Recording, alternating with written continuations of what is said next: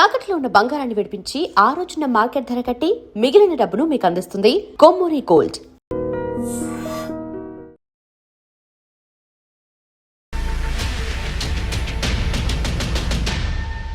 Hi, welcome to my show.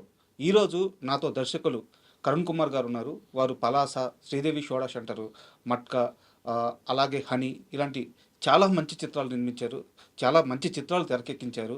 So ఈరోజు కరుణ్ కుమార్ గారితో మాట్లాడి ఆయన సినిమా విశేషాలతో పాటు ఆయన లైఫ్ స్టైల్, ఆయన ఎక్కడి నుంచి వచ్చారు, ఇలాంటి అన్ని విషయాలను తెలుసుకున్నాము. హాయ్ సార్, నమస్తే. నమస్తే అండి. సార్, ఇంటర్వ్యూ స్టార్ట్ చేసే ముందు అయితే నేను యాక్చువల్గా మా వ్యూవర్స్కి కూడా చెప్పాలనుకున్నాను, మీకు కూడా చెప్తున్నాను. ప్రతిరోజు ఎవరో ఒక స్టార్స్ని ఇంటర్వ్యూ చేస్తూ ఉంటాము. బట్ నాకు ఎందుకో ఈ ఇంటర్వ్యూ చాలా స్పెషల్గా రాబోతుంది అనిపిస్తుంది. ఎందుకంటే మీ పైన నాకు కొంత కోపం ఉంది, ఓకే, కొంత అభిమానం ఉంది. రచన పరంగా చాలా ఇన్స్పిరేషన్ కలిగించిన వ్యక్తి మీరు.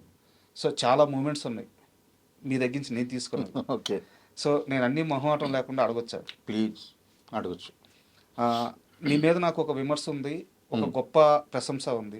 దేంతో స్టార్ట్ చేద్దాం? విమర్శతో స్టార్ట్ చేద్దాం. ఇది యాక్చువల్గా మిమ్మల్ని చాలా మంది అడిగిన ప్రశ్నే. బట్ 2020లో ఆ పీరియడ్లో పలాస రిలీజ్ అయిన తర్వాత ఫేస్బుక్లో నేను ఒక పోస్ట్ పెట్టా. ఓకే, హనుమంతుడి క్యారెక్టర్ ఆ గెటప్లో ఉన్న వ్యక్తిని, ఓకే, అతని నుంచి ఏదో ఇన్ఫర్మేషన్ రావాలి, అతను నాటకాలు లేకపోతే ఆ పాట పాడే వ్యక్తి, డప్పు కొట్టే వ్యక్తి, ఆ బృందంలో వ్యక్తి అయి ఉండొచ్చు. బట్ హనుమంతుడి గెటప్లో పెట్టి ఎందుకు కొట్టించాలి? అతను నార్మల్గా కూడా పెట్టొచ్చు కదా. హనుమంతుడు అంటే కొన్ని కోట్ల మందికి ఆరాధ్య దైవం. సో ఆ గెటప్లో ఉండి అతను ఎందుకు కొట్టించాలి అని చెప్పి నేను ఫేస్బుక్లో ఒక పోస్ట్ పెడితే కొంతమంది నన్ను సమర్థించారు, చాలామంది నన్ను విమర్శించారు, సినిమాలో చూడాలని. సరే, అప్పుడు నాకున్న మెచ్యూరిటీ తక్కువే ఉండొచ్చు. బట్ ఏ రోజైనా మీరు కనిపిస్తే అడుగుదాం అనుకున్నాను. మట్కా ప్రెస్ మీట్ అప్పుడు మిమ్మల్ని కలిసాను, కానీ అడిగే సందర్భం రాలేదు. Okay, okay. సో మీకు ఇబ్బంది లేకపోతే దాని మీద ఇబ్బంది ఏం లేదు. యాక్చువల్గా అది చాలా చిన్న డీటెయిల్ ఉంది అందులోన. సో ఆ కప్ప గెంతులు, కోతి గెంతులు అని ఒక 2 ఫామ్స్ ఉంటాయి, ఆర్ట్ ఫామ్స్ ఉంటాయి మాకు. సో శ్రీకాకుళం, ముఖ్యంగా శ్రీకాకుళం జిల్లాలో పలాస అటువైపు అంతా ఉంది. దాంట్లో అందరూ ఇప్పుడు మీరు చూసింది హనుమంతుడని మీరు అనుకుంటున్నారు. అది హనుమంతుడు కాదు, వానరుల్లో కొంతమంది. అదొక పెద్ద కథ. అంటే కథ అంటే దాన్ని పెర్ఫామ్ చేస్తారు. ఒక 20-30 మంది కోతి వేషాలు వేసి, మనిషి కోతిగా ఉండే వేషం వేసి చేస్తారు, అంతే తప్ప అది హనుమంతుడు నేను ఎక్కడ ప్రస్తావించలేదు. ఫస్ట్ థింగ్, చాలా మంది పొరపడ్డారు. అంటే గెటప్ అలా ఉండవు. ఏంటంటే అది మాకు సంబరాలను అవుతాయి పలాసలో. ఇప్పుడు ఆ సినిమాలో కూడా, అంటే పర్లేదా, కొంచెం ఎక్కువైనా పర్లేదు, చెప్పచ్చు, నో ప్రాబ్లం సార్. సినిమాలో కూడా నేను చూపించిన ఇన్సిడెంట్ ఏదైతే ఉందో, అది డైలాగ్ మీకు బాగా గుర్తుంటే, సారీ, ఎక్కడున్నాడు అని అడుగుతాడు. అడిగితే ఉదయపురంలోను, దీంట్లోను, ఉల్లాస్పేటలోను ఆడుతున్నాడు అంటారు. ఓకే. సో యాక్చువల్గా పలాసలో 12 ఏళ్ళకి ఒకసారి సంబరాలు జరుగుతాయి సార్. ఓకే, సంబరాలు అంటారు దాంట్లో. సంబరాలు అంటే అది సేమ్ ఇలా జాతరలు. సో 12 ఏళ్ళకి ఒకసారి జరిగే సంబరాలకి, ఆ సంబరాల నేపథ్యంలో మళ్ళీ అంటే విజువల్ బ్యూటీ ఉండాలి, ఆ కల్చర్ని బాగా ఎస్టాబ్లిష్ చేయాలి. ఎందుకంటే అప్పటికి నాకున్న పెద్ద కంప్లైంట్ ఏంటంటే, సినిమాల్లో తెలంగాణ వ్యక్తుల్ని, శ్రీకాకుళం వ్యక్తుల్ని, అంటే శ్రీకాకుళం పాత్రధారులు కానీ, తెలంగాణ మాట్లాడే పాత్రలు కానీ మ్యాక్సిమము గూన్స్, పూర్తిగా తెలివి తక్కువ వాళ్ళు, లేదనుకుంటే కరుడుగట్టిన విలన్లు ఉంటారు తెలంగాణ సైడ్ నుండి. గూన్స్లో మళ్ళీ తెలివి తక్కువ గూన్స్, కామెడీ చేసేవాళ్ళు, లేదనుకుంటే కరుడుగట్టిన ఇది, అంటే కోట శ్రీనివాసరావు గారు చేశారు ఒక దాంట్లో, తర్వాత రామిరెడ్డి గారు చేశారు అంకుశంలో. ఆ యాసని అలా వాడేవారు అంతే తప్ప తెలంగాణ ఆత్మని, తెలంగాణ మనుషుల తాలూకా వాళ్ళ ఆచార వ్యవహారాలని, వాళ్ళ భాషని, వాళ్ళ తాలూకా ఆచార వ్యవహారాలని, సాంప్రదాయాలని, కళల్ని ఎవరు ఎక్స్పోజ్ చేయలే. చాలా తక్కువ వచ్చినవి చాలా తక్కువ. ఓకే. అలాగే శ్రీకాకుళం వాళ్ళంటే రామ్ గోపాల్ వర్మ లాంటి దర్శకులు కూడా శివ లాంటి ఒక కల్ట్ సినిమాలో కూడా ఎక్కడ శ్రీకాకుళం అడవుల నుండి వచ్చావని అడుగుతారు. ఒక డైలాగ్ ఉంటుంది, అమలు అడుగుతారు సార్ నాగార్జున్ని. సో అక్కడ మొదలు పెడితే తర్వాత వచ్చిన చాలా సినిమాల్లో కూడా శ్రీకాకుళం అంటే కూడా ఓన్లీ మ్యాక్సిమం పని మనుషులు ఉంటారు, ఇంట్లో ఉన్న పని మనుషులు ఇలాంటివే చూపించడం తప్ప. శ్రీకాకుళం ఉంటుంది అడవులు, వాళ్ళకి అసలు ఏం తెలియదు, వాళ్ళు ఎందుకు పనికిరాని వాళ్ళు అన్నట్టుకుంటారు తప్ప. సో ఈ రెండు నాకు ఇప్పటి నుండో ఉండే ఒక లోపల ఉన్న నాకున్న బాధ అది. సో అక్కడుండే కల్చర్ని, అక్కడుండే వైరుధ్యాన్ని అన్నింటినీ కూడా సినిమా మీద తెరకెక్కించాలన్న దానికి నాకు ఇన్స్పిరేషన్ ఏంటంటే తరుణ్ భాస్కర్ తీసిన పెళ్లి చూపులు. దానికంటే ముందు నేను చూసిన సైన్మా అనే ఆయన షార్ట్ ఫిల్మ్ ఒకటి ఉంటుంది, అద్భుతమైన ఫిల్మ్ అది. ఆయన అన్ని సినిమాల్లోకి నాకు one of the favourite film అది సైన్మా. సో సైన్మా చూసినప్పుడు ఒక తెలంగాణ చిన్న పల్లెటూరులో జరిగే ఒక చిన్న కథని, దాని ఆత్మని, దీన్నంతా పట్టుకొని ఆయన చెప్పినప్పుడు ఒక పెద్ద ఫీచర్ ఫిల్మ్ కూడా చేయొచ్చు కదా అనుకుంటున్నప్పుడే పెళ్లి చూపులు వచ్చింది. పెళ్లి చూపుల్లో ఒక urban hero, upper middle class నుండి వచ్చిన, ఒక middle class upper middle class నుండి వచ్చిన హీరో, అతని ఫ్రెండ్స్ వాళ్ళంతా కూడా తెలంగాణలోనే మాట్లాడుతూ సికింద్రాబాద్ సైడ్ అదంతా అది పెద్ద హిట్ ఆ సినిమా. అంటే ఆ కల్చర్ని దాన్ని ఆయన కొంత పట్టుకోగలిగారు. దాని తర్వాత వచ్చిన సినిమాలు అది అతను బీజం వేసినట్టే, తెలంగాణ సినిమాని ఫస్ట్ జెండా ఎగరేసినట్టే, అంటే ఇప్పుడున్న ఈ లాస్ట్ 2 decadesలో అనుకుంటే. సో అది చూసిన తర్వాత శ్రీకాకుళం ఆత్మగా కూడా సినిమా ఎందుకంటే Palasa can be happen anywhere, అంటే దేశం మొత్తం మీద ఎక్కడైనా ఖర్చు చెప్పొచ్చు. పలాస అనేది తీసుకోవాలనేది. పలాసని ఎందుకని అంటే శ్రీకాకుళంలో చెప్పాలి, ఒక బ్యాక్గ్రౌండ్ జీడిపప్పు ఇవన్నీ కూడా చూపించాలి, జీడిపప్పు మ్యానుఫ్యాక్చరింగ్ ఇదంతా చూపించాలి. ప్రపంచం మొత్తానికి 60-70% జీడిపప్పు పలాస నుండి వెళ్తుంది, శ్రీకాకుళం జిల్లా నుండే వెళ్తుంది. సో అది ఎలా మ్యానుఫ్యాక్చర్ చేస్తారు, దాని బ్యాక్గ్రౌండ్లో ఉండే రాజకీయాలు కానీ, దాని బ్యాక్గ్రౌండ్లో ఉండే పవర్ పాలిటిక్స్ కానీ, క్యాస్ట్ పాలిటిక్స్ కానీ, వీటిని నేను ఎక్స్పోజ్ చేద్దాం అనుకున్నప్పుడు దానికి ఒక కల్చరల్ బ్యాక్గ్రౌండ్ కావాలి. ఎందుకంటే ఎప్పుడైనా సరే ఒక పెద్ద సెటప్, ఇప్పుడు నాకు బడ్జెట్ లేదు కానీ నా చేతిలో సెటప్ ఉంది. సో ఆ సెటప్ని నేను ప్రాపర్గా రాగా చూపించగలిగేటప్పుడు అది తీసుకోవాలనుకున్నాను. దాంట్లో భాగంగా ఒక ఖాళీ డ్యాన్స్ మాకు అక్కడ వేసే ఈ సంబరాల్లో మ్యాక్సిమం ఏంటంటే ఈ నేను చెప్పిన గెంతుల డ్యాన్స్ ఒకటి ఉంటుంది, పొడుగు కాళ్ళు మనిషి అని ఒకటి ఉంటుంది, అంటే కర్రలకి మనుషులు కాళ్ళు కట్టుకొని వాళ్ళు డ్యాన్స్ చేస్తారు. మీకు మళ్ళీ ఇంకొకసారి మీరు పలాస చూడగలిగితే ఫస్ట్ పార్ట్ అందులో ఉండే వాయిద్యాలు ఏవైతే ఉంటాయి, తుత్తూరు, తుడుము, ఇవన్నీ కూడా వాడాం ఆ స్టార్టింగ్ దీనికి, డప్పులు. అప్పటిదాకా తెలుగు సినిమాలోన ఎక్కడ వినిపించిన ఒక సౌండ్ అది. సో వాటన్నిటిని నేను ఎక్స్పోజ్ చేద్దాం అనుకున్నాను. దాంట్లో భాగంగా ఇప్పుడు ఆడెవడైతే ఉన్నాడో వాడు గతంలో హీరో తాలూకా అన్న చనిపోవడానికి కారణమైన కోవర్టు సినిమాలో. ఆ పాత్ర అంతా నేనేం చెప్పను, అది చాలా లేట్గా చెప్పుంటాను. వాడు కనిపిస్తాడు, వాడు తిరుగుతుంటాడు, వాడే అది సెట్ చేస్తాడు, వాడి తర్వాత కలిసిపోయాడు, ఇవన్నీ కూడా ఉంటాయి అందులో. సో అలా చూపించిన తప్ప అది హనుమంతుడు అయితే కాదు. అది అందులో ఒక భాగం, అంటే ఒక 50-60 మంది కోతుల వేషాలు వేసుకుంటారు. ఓకే, కోతుల వేషాలు వేసుకొని చేస్తారు, వాడు ఆడుతున్నాడు, అందులో భాగంగా వాడిని వీడు తీసుకొచ్చాడు అన్నదే చెప్పాలి. జస్ట్ క్లారిటీ కోసం అంతే చెప్తున్నాను, నీకే అదేం లేదు. రెండోది ఏంటంటే ఇప్పుడు అందులో దీనికంటే పెద్దది వచ్చిందంటే కాళీమాత తల నరికినట్టుగా మీరు చూపించారన్నారు కదా. కాళీమాత తల నరకడం అన్నది అక్కడ అసలు ఇదే కాదు. కాళీమాత డ్యాన్స్ చేయడానికి చాలా విపరీతమైన పవరు, విపరీతమైన స్టామినా కావాలి, అది అందరూ చేయలేరు. అది ఆ వేషం వేసినోడికి అందులో ఒక డైలాగ్ ఉంటుంది, చాలా రోజులు అయిందిరా గస లేకుండా ఆడగలంటావా అంటే, నీకంటే ఇంకెవడరా కట్టినోడు ఉన్నాడు ఆడగలవని అతను అంటాడు పక్కనుండే వ్యక్తి. సో యాక్చువల్గా చాలా పెద్ద పెద్ద రౌడీలు, చాలా దేహదారుఢ్యం ఉండేవాళ్ళు వీళ్ళే దాన్ని పెర్ఫామ్ చేసేవారు రియల్గా. ఎందుకంటే అది అంత చాలా చాలా హెవీ మేకప్, అది దాని మేకప్కే 3-3.5 గంటలు పడుతుంది. సో ఆ 3-3.5 గంటలు ఆ ఒంటి మీద డ్రెస్సు అదంతా వేసుకొని, యాక్చువల్గా నెక్స్ట్ యాక్ట్ ఏముంటుందంటే ఒక మేకను కానీ కోడిని కానీ లైవ్లో ఒక పీక్కి వెళ్ళిన తర్వాత లైవ్లో పేక్ కొరికేస్తారు.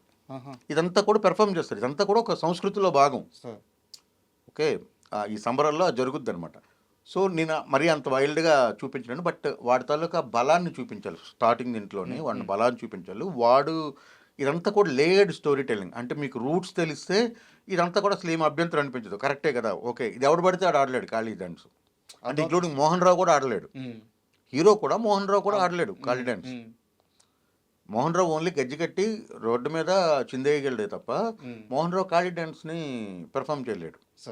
సో ఆ పవర్ని అక్కడ చూపించాను అంతే తప్ప అది హిందూ దేవుళ్ళనో లేకపోతే ఇంకోళ్ళనో ఇది చేయాలన్నది అసలు అలాంటి ఐడియా ఎప్పుడు లేదు నాకు. Thank you sir me clarity ఇచ్చినందుకు. అండ్ ఇంకోటి ప్రశంస వచ్చేసి పలాస సినిమాలోనే సెబాస్టియన్ క్యారెక్టర్ మోహన్ రావుని తీసుకెళ్ళి జీప్లో లాస్ట్ క్లైమాక్స్లో తీసుకెళ్తున్నప్పుడు అంటే మీరు సారీ నేను క్లారిటీ ఇవ్వాలనుకుంటున్నాను. దీన్ని అసలు ఇంటర్వ్యూ లాగే చూడొద్దు.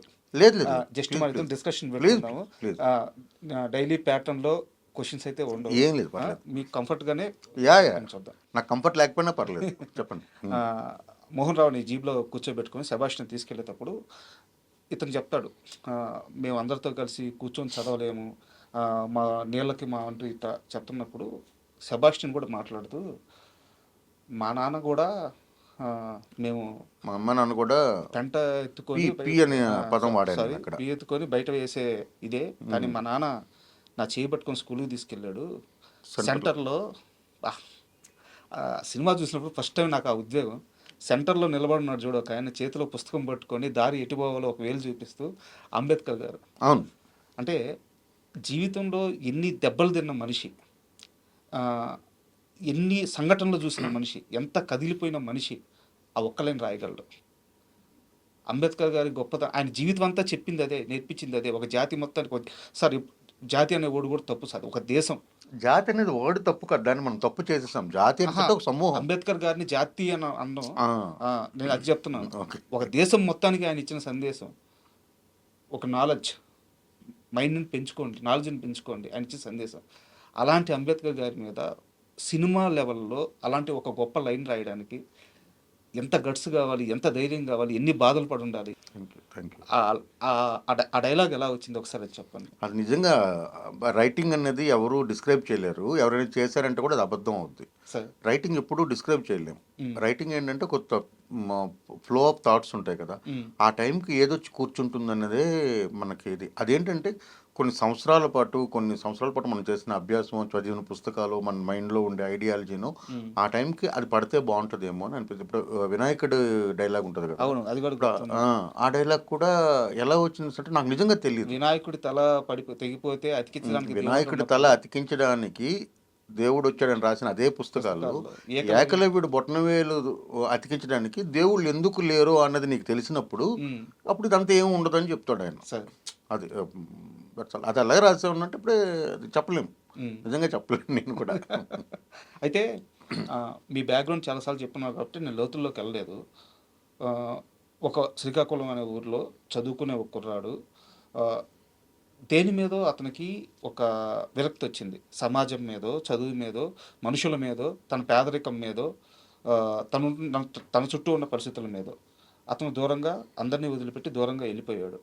బట్ దూరంగా వెళ్ళిపోయిన వ్యక్తి ఇంత సాహిత్యాన్ని, ఇంత సామాజిక స్పృహని ఎలా తెచ్చుకోగలిగారు? అది లోన్లీనెస్ అండి. ఇప్పుడు నాకు నేను వెళ్ళిపోయినప్పుడు ఉన్న 10 ఏళ్ళు జర్నీ ఏదైతే ఉందో, ఆ 10 ఏళ్ళలో విపరీతమైన ఫస్ట్ ఇయర్ అంతా చాలా హ్యూమిలేషన్ ఉండింది. అప్పటికి 10th పూర్తయింది, అంతకుమించి ఇంకేం లేదు కాబట్టి 10th అంతే, 10th పూర్తయింది, ఇంకేం చదువుకోవాలి, అంతే నా ఎడ్యుకేషన్ ఈ రోజుకి. వెళ్ళిన తర్వాత మెడ్రాస్ అంటే ఒక ప్లేస్లో చాలా వివక్ష ఉండేది. అంటే నేను పనిచేసే ప్లేస్లో ఉన్నా, అది ఇప్పుడు అలాంటివన్నీ ఉండదు కానీ భాషా వివక్ష ఉంటుంది. అంటే నీకు తమిళ్ రాదు కాబట్టి నువ్వు అప్పుడు ఖచ్చితంగా మైనారిటీ అవుతావు. అంటే ఈ వివక్ష అనేది రకరకాల రూపాలు ఉంటుంది, అంటే ఎదుర్కొన్నవాడిగా తెలుస్తుంది. సో ఆ వివక్ష, దీంతో పాటు అమ్మా నాన్న లేకపోతే 15 ఏళ్ళ కుర్రవాడికి ఏముంటుంది ఆ టైంలో, విపరీతమైన ఫ్రెండ్స్ ఉండాలి, సర్కిల్ ఉండాలి. అప్పుడప్పుడే మనం అడల్సెన్స్లోకి వెళ్తాం, ప్యూబర్టీ దాటిన ప్లేసు. సో మనం పెద్దవాళ్ళం అవుతున్నామని మనకు ఒక కాన్ఫిడెన్స్ ఉంటుంది. అమ్మ నాన్న ఉండాలి, గైడ్ చేసేవాళ్ళు ఉండాలి. ఇదంతా కంప్లీట్గా మనం రాంగ్ ట్రాక్లోకి వెళ్ళడానికి చాలా మంచి టైం అది. సో లక్కీగా ఏంటంటే నేనున్న ప్లేస్కి చాలా దగ్గరలో ఒక లెర్నింగ్ లైబ్రరీ ఉండేది. ఓకే. సో మిగతా టైంలో చేయడానికి పని ఏం లేక పుస్తకాలు చదువుకోవడం అంతే. ఇందులో నేనేమో గొప్పగా ఏదో అనుకొని చేశాను అన్నదానికి ఏం లేదు. పుస్తకాలు చదువుకోవడం అనేది మామూలు కాలక్షేపం పుస్తకాలు. ఆంధ్రజ్యోతి, స్వాతి, ఆంధ్రభూమి, ఎండమూరి గారి నవళ్ళు, మల్లాది గారి నవళ్ళు ఇవి దొరికేవి అక్కడ. సో అవి చదవడం తర్వాత ఒక చిన్న ఇంట్రెస్టింగ్ ఇన్సిడెంట్లో ఊరికనే మీ అక్షరాలన్నీ ఈ గుండ్రంగా జిలేబీలాగా ఉంటాయని వాళ్ళు ఆట పట్టించేవారు నాతో పాటు పనిచేసే కొలీగ్స్. మీవి 56 అక్షరాలు, వాళ్ళకి 56 ఉండవు, వాళ్ళకి 26. సో 26 అక్షరాలతో మా లాంగ్వేజ్ ఉంటుంది, మా లాంగ్వేజ్ నువ్వు ఎప్పటికైనా నేర్చుకోగలవా, మీరు ఒక పేరా కూడా చదవలేవు అన్నప్పుడు అది పట్టుదలతో నేను ఒక 6 నెలల్లో చదవడం నేర్చుకున్నాను. ఓకే. అంటే మామూలుగా ఓకేగా చదవడం నేర్చుకున్నాను. తర్వాత ఇది ప్రాక్టీస్. ఇంకా సో తమిళ్ ఒకసారి చదవడం మొదలుపెట్టిన తర్వాత తమిళ్ తాలూకా టేస్ట్ నాకు బాగా నచ్చింది. అంటే వాళ్ళ లిటరేచర్ టేస్ట్ తర్వాత ఆ, ఎక్కువగా నాకు బాగా ఎక్కిందంటే అప్పుడే టీవీలు రావడం, టీవీలో మంచి ప్రోగ్రామ్ అంటే ఇప్పుడు దూరదర్శన్ వచ్చిన కొత్తలో అద్భుతమైన ప్రోగ్రామ్స్ వచ్చాయి తెలుసు కదా. అలాగే అక్కడ టీవీలో ప్రోగ్రామ్స్ చూడడం, వాళ్ళు మ్యాక్సిమం అన్నిట్లోనూ కూడా చాలా స్పష్టమైన తమిళ్ పలకడం, ఆ సౌండ్ సంహవ్ అలా అట్రాక్ట్ అయిన తర్వాత తమిళ సాహిత్యం మొదలుపెట్టాను. సాహిత్యం అనేది తమిళ్లో మొదలుపెట్టాను. తెలుగులో నేను సాహిత్యం ఏమీ చదువుకోలే, చదివినంత పల్పే. కానీ తమిళ్లో సాహిత్యం చదివిన తర్వాత ఇంకా ప్యారలల్గా రాజేష్ కుమార్ అని ఒక ఆయన ఉండేవాడు, ఆయన నవళ్ళు బాల అని ఇద్దరు ఉండేవారు, వాళ్ళిద్దరు బాలకుమార్ అని ఒక ఆయన, తర్వాత ఇలా ఒక 10-15 మంది రైటర్స్ ఉన్నారు. వాళ్ళ పుస్తకాలు రెగ్యులర్గా చదువుతుండేవాడిని, అంతే లెర్నింగ్ లైబ్రరీలోని.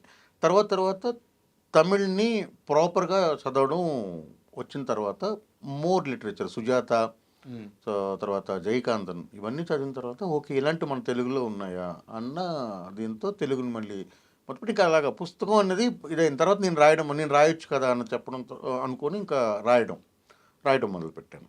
ఓకే, అంతే. తరుణ్ కుమార్లో ద్రవిడ రెవల్యూషన్ థాట్ ప్రాసెస్ చాలా ఎక్కువ ఉన్నాయంటే ఒప్పుకుంటారా?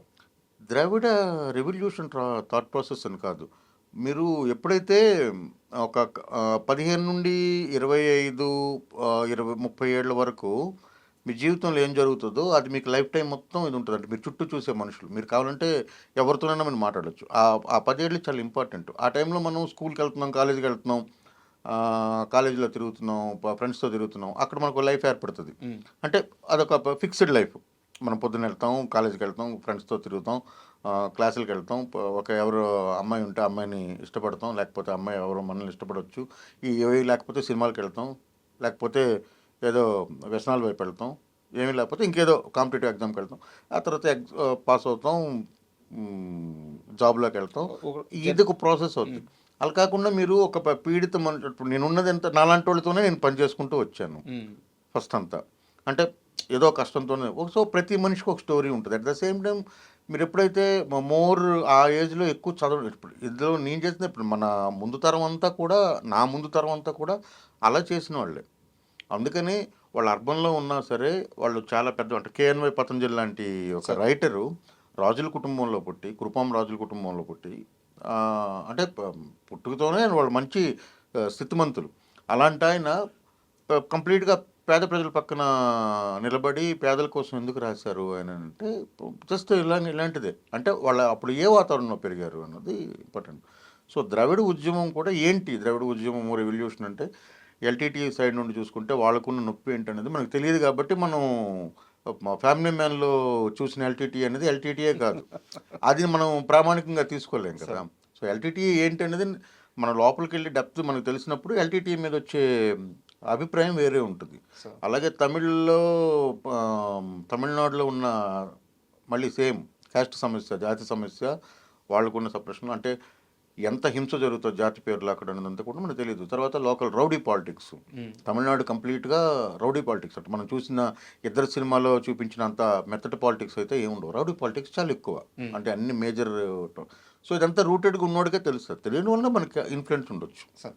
అయితే అసలు ఇది సినిమా గురించి కాదు ఈ ప్రశ్న.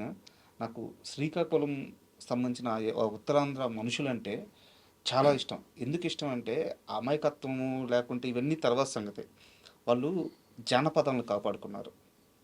అంటే కడుపు నిండిపోయిన ఒక దగ్గర కళ ఉన్నదేమో. నేను ప్రాంతాలని పేరు పెట్టి చెప్పడం ఇష్టం లేదు కాబట్టి చెప్పట్లేదు. కొన్ని తరాలు అక్కడ ఆకలితో అల్లాడిపోయారు. బిడ్డలకి పాలు ఇవ్వడానికి తల్లి ఒంట్లో శక్తి లేకపోతే రక్తం వచ్చే సందర్భాలు ఉన్నాయని చాలా పుస్తకాల్లో చదివాను, విన్నాను. అంత ఆకలిలో కూడా, అంత కష్టాల్లో కూడా వాళ్ళు ఆ జానపదాలను కాపాడుకున్నారు, ఆ మట్టి పాటలను కాపాడుకున్నారు. సో మీరు ఒక శ్రీకాకుళం నుంచి వచ్చిన వ్యక్తిగా మీకు నచ్చిన, మీకు వచ్చిన ఏదైనా ఆ పాట జానపదం ఏదైనా ఒక్కసారి పాడగలరు? జానపదం నేను ఇప్పుడు పలాసులో పెట్టిన జానపదాలు ఏవైతే ఉన్నాయో అవి సినిమా రాస్తున్నప్పుడే అవి పాటలతో సహా రాసిన స్క్రిప్ట్ అది. సో అక్కడ నెక్లెస్ గొలిసే రావాలి, ఇక్కడ బావొచ్చాడు పాటే రావాలి, స్టార్టింగ్ ఏ ఊరే పాట ఉంది కదా, అది యాక్చువల్గా జాలర్ పాట అనమాట. సో ఇవి కాకుండా మాకు ఉడుపుల పాటలు ఉంటాయి, అంటే ఉడిచే టైంలో ఒక పాట ఉంటుంది, కలుపు తీసే టైంలో ఒక పాట ఉంటుంది, ఇవన్నీ కూడా నేను మర్చిపోయాను ఇన్ఫ్యాక్ట్, అంటే గుర్తులేవు కానీ పని పాట. పని పాట. ఉమ్, సో పని పాట లేదా అనడం కన్నా పని పాట లేదా అంటారు చూసారా, ఉమ్, అదే. అయితే పని చేసుకోవాలి లేదా పాట పాడుకోవాలన్నది మన పూర్వీకులందరూ దాని మీదే బ్రతికారు. సో ఎప్పుడైతే మీకు కరువు ఉంటుందో, కరువును మరిపించడానికి ఉండే ఒకే ఒకటి ఎంటర్టైన్మెంట్ ఏంటంటే పాట. ఇప్పుడు అసరయ్య ఉన్నాడు. సార్. సో అసరయ్య ఆయన నా చిన్నప్పుడు సూపర్ స్టార్ ఆయన. ఉమ్, ఆయన ఒక కాగడా తీసుకొచ్చి వీధి మధ్యలో వెలిగిస్తే మొత్తం దాదాపు ఒక 200 మంది, 150 మంది, 200 మంది చుట్టూ కూర్చుంటే సాయంత్రం 8-8:30కి భోజనాలు అయిపోయి పడుకునే ముందు ఆయన వచ్చేవాడు. ఆయన వచ్చి అంటే ప్రోగ్రామ్ ఉందంటే ఇంకా ఊరంతా కూడేది. ఆయన మధ్యలో ఒక దివిటీ పెట్టుకొని జంకుల గుండ పెట్టుకొని ఎర్లీ మార్నింగ్ దాకా చెప్పాడు. 4-5 గంటలు మేమంతా ఎప్పుడో మా నిద్రలో జారుకున్నాం. బట్ పెద్దవాళ్ళంతా చూసేవారు. అలాగే హరిశ్చంద్ర డ్రామా దగ్గర నుండి రకరకాల డ్రామాలు ఇవన్నీ ఉండేవి. ఉమ్, సో అదే ఆశ్రయ నేను ఒకసారి వైజాగ్ నుండి పలాస వెళ్తున్నప్పుడు ట్రైన్లో ఆయన భిక్షాటన చూశాను.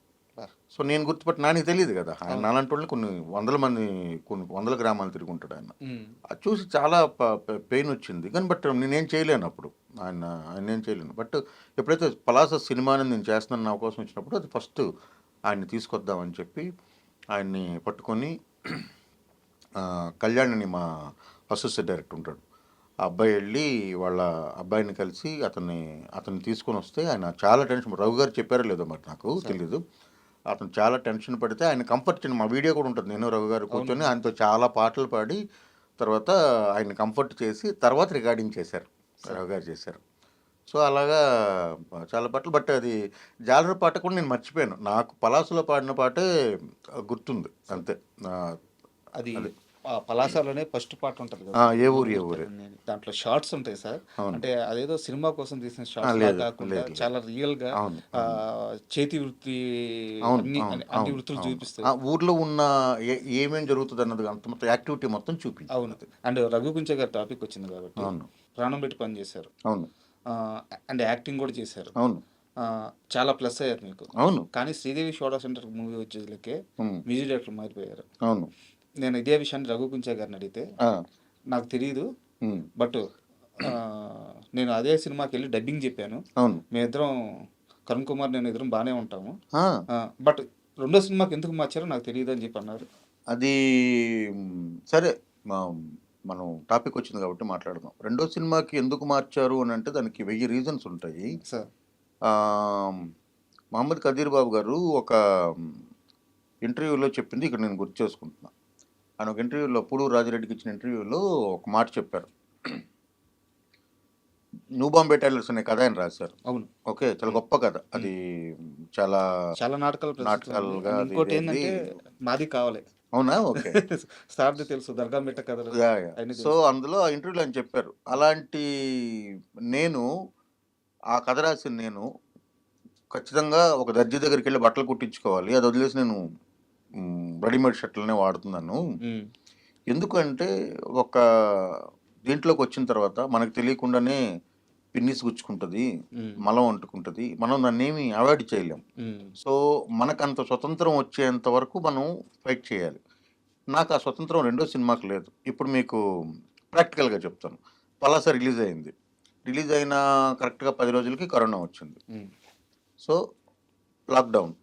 నేను అప్పటికి 3 ఏళ్ళుగా ఇన్వెస్ట్ చేస్తున్నాను నా టైంని, నా మనీని. నేను అప్పటిదాకా ఏదో పని చేసుకుంటూ బతికిన నా సంపాదన అంతా కూడా ఆవిరైపోయింది. ఫస్ట్ సినిమాకి ఏం రెమ్యూనరేషన్ ఇస్తారు? ఖర్చులకు డబ్బులు ఇస్తారు, అంతే. ఎవరికైనా అంతే. సో ఆ డబ్బులన్నీ అయిపోయాయి, ఏం లేవు. నేను అప్పటికే అప్పుల్లో ఉన్నాను. అలాంటి టైంలో కరోనా వచ్చింది. ఇప్పుడు నేను అప్పటికి ఒక 10-12 ఏళ్ళుగా బిల్డ్ చేసిన నా ట్రావెల్ ఏజెంట్ కెరీర్ని కంప్లీట్గా దూరం అయిపోయాను. రెండోది, ఇప్పుడు అది మొదలు పెట్టాలన్నా సరే కరోనా వలన అసలు ట్రావెల్ ఇండస్ట్రీ అనేది కొలాప్స్ అయిపోయింది. థామస్ కుక్, ఎస్ఓటీసీ లాంటి కంపెనీస్ మూసేశారు. Cox and Kings, Thomas Cook, SOTC ఇవన్నీ ఉండేవి కదా అప్పుడు, అవి జైంట్స్ అనమాట, అవన్నీ మూసేశారు. అలాంటి కంపెనీలు ఇప్పుడు ప్రయాణమే లేనప్పుడు ఇంకా ట్రావెల్ కంపెనీ మీరు ఏమైనా నడుపుతారు? లేదు. సో నాకు వచ్చిన పనులు ఏమైనా చేద్దాం అనుకుంటే బయటకు వెళ్ళడానికి ఏం లేదు, అసలు ఏం చేస్తానో కూడా తెలియదు ఆ టైంలో. అలాంటి టెన్షన్ ఉన్నప్పుడు నాకు ఆహా వాళ్ళు పిలిచి ఒక యాంథాలజీ చేయమంటే కరోనా టైంలో బయటకు వచ్చి యాంథాలజీ చేశాను. దాన్ని 9 రోజులు షూటింగ్, 3 రోజులు పోస్ట్ ప్రొడక్షన్తో కంప్లీట్ చేసి ఇచ్చాను అది. ఓకే, అంతే. ఆ తర్వాత ఏం చేస్తానో తెలీదు. తిరుగుతున్నాం. అప్పుడు మనకు ఎవరైతే అవకాశం ఇస్తారో వాళ్ళకని కొన్ని పారామీటర్స్ ఉంటాయి. నేను అప్పటిదాకా ఏమనుకున్నానంటే డైరెక్టర్ చెప్తాడు. ఇతను మ్యూజిక్ డైరెక్టర్. ఇది ఈ ఇంటర్వ్యూ ద్వారా మళ్ళీ మీకు చెప్తున్నాను. సార్. అందరికీ చెప్తున్నాను. సార్. డైరెక్టర్ విల్ డిసైడ్ వీడి మ్యూజిక్ ఇదంతా ఉండేదేమో దాసనారాయణరావు గారికి, తర్వాత రాఘవేంద్రరావు గారు. రాఘవేంద్రరావు గారికి వాళ్ళంతా ఉండేదేమో. అది ఇనిషియల్ స్టేజ్‌లో వాళ్ళకి ఉందో లేదో నాకు తెలీదు. సార్. బట్ దాసనారాయణరావు అయినప్పుడు, రాఘవేంద్రరావు అయినప్పుడు, ఒక సుకుమార్, ఒక త్రివిక్రమ్ అలా అయినప్పుడు ఉండొచ్చేమో తప్ప హ్మ్. నాలాంటి డైరెక్టర్స్‌కి అంత స్వేచ్ఛ అయితే ఉండదు. సార్. 100% నాకే కాదు చాలా మందికి ఉండదు. సో, నాకొచ్చిన ప్రొడక్షన్ హౌస్ ఏంటి 70 ఎంఎం అనే ప్రొడక్షన్ హౌస్ వచ్చింది. హ్మ్. ఓకే. సో, 70 ఎంఎం ప్రొడక్షన్ హౌస్‌లో నేను పనిచేశాను శ్రీదేవి సోడా సెంటర్‌కి. సో, వాళ్ళు లేదు ఈయన్ని పెట్టుకోవాలి. ఈయన్ని మనం డీఓపీగా పెట్టుకోవాలి. ఈయన కాకపోతే ఇంకోడిని పెట్టుకోవాలి. ఇప్పుడు నేను విన్సెంట్ అరుల్ ఇప్పుడు నాట్ ఓన్లీ రఘు కుంచే. నేను ఎవరితో పని చేద్దాం అనుకుంటాను. మళ్ళీ సేమ్ విన్సెంట్ అరులే నాకు ఫోటోగ్రఫీ కావాలి. సార్. నాకు సేమ్ రఘు కుంచే గారే మ్యూజిక్ చేయాలి. సరే మ్యూజిక్ చేయకపోయినా అందులో ఒక పాత్ర ఉంటది. విలన్ పాత్ర. హ్మ్. వాడు తూర్పుగోదావరోడు అయ్యి ఉండాలి. ప్రాపర్‌గా తూర్పుగోదావరి మాట్లాడగలగాలి. అట్ ద సేమ్ టైమ్ ఒక పెళ్ళై ఒక 10, 10 ఏళ్ళు కాపురం చేసిన తర్వాత భార్య విడిచిపెట్టేసిన ఒక క్యారెక్టర్ అది. అవును. ఆ క్యారెక్టర్ 100% రఘు గారు సరిపోతారు. సరిపోతారు. కరెక్ట్. ఎందుకంటే వాడు మళ్ళీ క్రూరంగాను, దీనిగాను కూడా చాలా దీనిగా ఉండాలి. అదే ఆవిడ క్యారెక్టర్. సినిమాలో ఉండే క్యారెక్టర్. హ్మ్. కాశీ అనే క్యారెక్టర్. సో, ఆ క్యారెక్టర్ నేను రఘు గారినే ఫస్ట్ ప్రపోజ్ చేశాను. హ్మ్. ఓకే. కానీ ప్రొడక్షన్ హౌస్‌లో చాలా కాలిక్యులేషన్స్ ఉంటాయి. ఓకే. సో, 70 ఎంఎం ఏమనుకుంటుంది, నేనొక హీరోయిన్ అనుకున్నాను. నేనొక టెక్నీషియన్ అనుకుంటాను. నేనొక హీరో గారు మాత్రం ఫిక్స్‌డ్ సుధీర్ గారు. హ్మ్. నేను ఎవరెవరినో అనుకుంటాను. వాళ్ళు ఇంకెవరెవరో పెడితే దానికి బిజినెస్ అనేది బావుంటది. ఎందుకంటే మంచి కథకి వీళ్ళంతా యాడ్ అవ్వచ్చు కదా! అన్నది వాళ్ళ తాలూకా ఇది ఉంటది. ఇప్పుడు నేనేం ఆలోచించాలి అక్కడ? కరెక్ట్. ఇక్కడ మీకు ఆ చాయిస్ లేదు కదా! నాకు చాయిస్ ఉండదు. అవును. అయిపోయింది. Sridevi soda centre over. హ్మ్. మళ్ళీ దాని డబ్బింగ్‌కొచ్చినప్పుడు నేనే రఘు గారికి ఫోన్ చేశాను. రఘు గారు వచ్చారు. డబ్బింగ్ చెప్పారు ఆ పాత్రకి. అవును. ఆయన చేయవలసిన పాత్రకి ఆయనే చెప్పారు. సో, అది బయట ఎలా ఉంటదనంటే, అంటే ఇప్పుడు నేను ఇంత ఓపెన్‌గా ప్రొడక్షన్ హౌస్ పేరుతో కూడా చెప్తున్నాను కదా! అవును. అంటే నేను అబద్ధం చెప్పడానికి అవకాశం ఉంది. అవును. మీరు మంచి ప్రశ్న వేశారు. సో, బయట అరే! మనతో కలిసి పని చేసాం కదా! మనందరం పని చేసి ఫస్ట్ సినిమా అయిపోయిన వెంటనే రెండో సినిమాకి వీడు ఏదో ఇది చూసుకున్నాడంటారు. వదిలేసాడు. బట్ అలా ఉండదు. వదిలేసి వెళ్ళిపోవడం అంటూ ఏమి ఉండదు. అది కుదరదు. 2 అయిపోయాయి కదా! దాని తర్వాత సినిమా ఏం చేశాను? కళాపురం చేశాను. అందులో రఘు గారికి పెట్టే ఇదైతే ఏమి లేదు. అసలు అది జీ వాళ్ళు తీసుకున్నారు కాబట్టి, హ్మ్. ఆ టైంలో జీ వాళ్ళతోని మనకున్న దీంతోని టక్కన ఒక సినిమా చేయమంటే టక్కన ఒక 30 రోజుల్లో సినిమా చేసేసి ఇచ్చేసాం. కళాపురం అయిపోయింది. ఆ తర్వాత మట్కా వచ్చింది. అంతే కదా! అవును. సో, మట్కా వచ్చినప్పుడు అగైన్ మట్కా కంటే ముందు నేను చేయాల్సిన సినిమా ఏంటో తెలుసా మీకు? సార్. 'అంబుసోల్' అనే సినిమా చేయాలి. ఓకే. 'అంబుసోల్‌లో' ఫుల్ లెంగ్త్ క్యారెక్టర్ రఘు గారికి నేను రాశాను. ఆ! అయితే ధీరజ్ మొగలినేని గారితో నేను చేయాలి ఓకే. ఈ ఈ ప్రాజెక్ట్. హ్మ్. ఓకే. సో, ఒక ఇద్దరు ముగ్గురు హీరోల వలన అది కుదరలేదు. హ్మ్. ఆ పేర్లు అనవసరం అది మనకి. బట్ ధీరజ్ గారు నేను చాలా సిన్సియర్‌గా ట్రై చేశాము. అందులో రఘు గారికి, పెద్ద షావుకారు చేసిన ఆయనకి ఇద్దరికీ మళ్ళీ సమానమైన క్యారెక్టర్స్, చాలా పెద్ద క్యారెక్టర్స్ రాశాను. రఘు గారు చాలా సూపర్బ్ క్యారెక్టర్ అది. బట్ ఆ సినిమా తీస్తేనే అందులో రఘు గారే యాక్ట్ చేస్తారు. అది ఓకే విషయం. అది తీసిన తర్వాత. సో, అది రాశాను. ఆ తర్వాత అది కుదరలేదు. మట్కా వచ్చింది. మట్కాకి వచ్చినప్పుడు మళ్ళీ సేమ్. అంతే కదా! పెద్ద మళ్ళీ సేమ్. అంటే అక్కడ ఆహ్, ఈయన్ని పెడదాము అనంటే కుదరదు. అది కుదరదు. చాలా వినాల్సుంటది. అంటే ఇప్పుడు సినిమాల్లో ఉండి నేను కంప్లెయింట్ చేయలేను గానీ, చాలా వరకు మనం వినాల్సుంటది. సో, మనం ఏంటంటే ఇది కాకపోతే ఇతను, సరే ఇతనితో ఎళ్ళొచ్చు అనుకుని ఎళ్ళిపోవాల్సిందే. లేదనుకుంటే ఇప్పుడు నేను ఆపర్చునిటీ లేకుండా కూర్చోలేను గదా! సార్. నాకు కూడా ఇల్లు గలవాలి గదా! కరెక్ట్. కరెక్ట్. సో, ఇది నడవాలి. ఇలా అయినప్పుడు బోలెడు అపార్థాలుంటాయి. బట్ దాన్ని నేనేం చేయలేను. సార్. నా చేతిలో లేదు. ఇప్పుడు మణి శర్మ గారు 2 సినిమాలు పనిచేశారు. ఇది 'శ్రీదేవి సోడా సెంటర్‌కి', 'కళాపురం' అవును. కూడా ఆయన నా మాటకి ఏమాత్రం ఇది లేకుండా ఇమ్మీడియేట్‌గా చేశారు. బట్ అప్పుడు ఎవరు చేశారు దాన్ని ఎస్ఆర్‌టి అంటే ఆర్4 రజనీ మేడము, మన వాళ్ళ హస్బెండ్ మన ఈయన 'రామ్ తల్లూరి' గారు దానికి ప్రొడక్షను. తర్వాత జీ5 హ్మ్. నిమ్మకాయల ప్రసాద్ గారు అప్పుడున్నారు. సో, మీకెవరు నచ్చితే వాళ్ళతో వెళ్ళను. నేను మణిగారి దగ్గరికెళ్ళాను. సార్ ఆ రెమ్యూనరేషన్ అయితే దీనికి రాదు. బట్ నాకు కొంచెం తక్కువ ఒరేయ్! నీకెవడురా రెమ్యూనరేషన్ అడిగాడు. నువ్వు ఫస్టు సినిమా చెయ్యి. ఏదో ఒకటి చూసుకుందామని ఆయన అంత హ్మ్. దీనిగా ఉన్నారు. బట్ నేను అప్పటి నుండి మణిగారితోనే ముందుకెళ్దామని నేను అనుకున్నాను. కానీ మట్కాకి మళ్ళీ నాకు ఆ ఛాన్స్ లేదు. సార్. సో, మళ్ళీ ఆడియో కంపెనీస్ వస్తాయి. ఒక సినిమా మొదలు పెట్టగానే ఒక పెద్ద హీరోతో పెద్ద ప్రొడక్షన్ హౌస్ అనగానే 10 మందొస్తారు. ఆయన వద్దండి ఈయన కావాలి, ఈయన వద్దండి ఈయన కావాలి, ఇలా చెప్పండి, మీరు డైరెక్టర్ చెప్పండి. ఎంత ప్రెజర్ ఉంటుంది అంటే విపరీతమైన ప్రెజర్ ఉంటుంది. చాలా ప్రెజర్ ఉంటుంది. సినిమా తెరపై చూపించేంత ఈజీ కాదు. అదంతే చాలా ప్రెజర్ ఉంటుంది. ఇప్పుడు నేను ఒక అబ్బాయిని చాలా ఇష్టపడి అతన్ని పెట్టుకోవాలని అనుకుంటాను. అతను ఎక్కడో ఒక పెర్ఫార్మెన్స్ చూసుంటాను. పలాసలో నాకు అది కుదిరింది. ఎందుకంటే పలాసలో నన్ను ఎవ్వరు అడిగే ఇది ఎవ్వరికీ లేదు. ఎందుకంటే ప్రొడ్యూసర్ గారు, నేను, హీరో అందరం కూడా ఒక తాటి మీద ఉండి వెళ్ళిపోయాం. సార్ భరద్వాజ్ గారు మాకు పూర్తి స్వేచ్ఛ ఇచ్చారు. ఆయన ప్రజెన్స్. పర్యవేక్షించినప్పటికీ ఆయన ఏంటంటే నీకెవరు నచ్చుతారు, నువ్వేమనుకుంటున్నావు అది చేయరా బాబు అని చెప్పారు. కాబట్టి అది నాకు కుదిరింది. అన్నిసార్లు అది కుదరదు. ప్రొడ్యూసర్‌తో మీరెక్కడ విభేదిస్తారు? విభేదించలేరు కదా! కరెక్ట్. అది కుదరని పని. మీరు చెప్పండి అంటే అది ఎప్పుడవుతుందంటే మళ్ళీ ఇందాక చెప్పినట్టే. నేను ఒక 200,00,00,000 సినిమా ఈ రోజున్న మార్కెట్ ప్రకారం ఒక 200,00,00,000 సినిమానో, 100,00,00,000 సినిమానో చేసిన తర్వాత అప్పుడు ఆఫీస్‌కి వచ్చి అయిపోయిందా లేదా? అందరూ బాగా భోంచేస్తున్నారా? మంచిగా ప్రొడక్షన్ నడుస్తుందా? డైరెక్టర్ గారు కంఫర్ట్‌గా ఉన్నారా? అని అడిగేది ఆ తర్వాత ఉంటది. అంతేగాని అన్ని సార్లు అది కుదరని పని. అండ్ ఇంకో చిన్న క్లారిటీ ఏంటంటే ఇది నేనే అడిగాను రఘు గారిని. హ్మ్. సో రఘు గారు కంప్లైంట్‌గా ఏం చెప్పలేదు. రఘు గారు కంప్లెయింట్ చెప్పరు. నేను ఆయనకి తెలుసు. ఆ! అంటే ముందు నొచ్చుకోవడం ఒకటి ఉంటది కదా! ఆ! ఎందుకంటే ఇప్పుడు ఆయన, నేను పలాస కంటే ముందు ఫ్రెండ్స్. సార్ నా ఫస్ట్ షార్ట్ ఫిల్మ్ అంటే నేను మనుషుల్ని పెట్టి చేసిన షార్ట్ ఫిల్మ్ ఏదైతే ఉందో అవును. అది మ్యాంగో వాళ్ళకి చేసింది. అంజలి ప్రణతి అనే గారితో ఫిల్మ్. రఘు గారు. అందులో అంజలి గారు, అవును. ఆయన వాళ్ళిద్దరే చేశారు.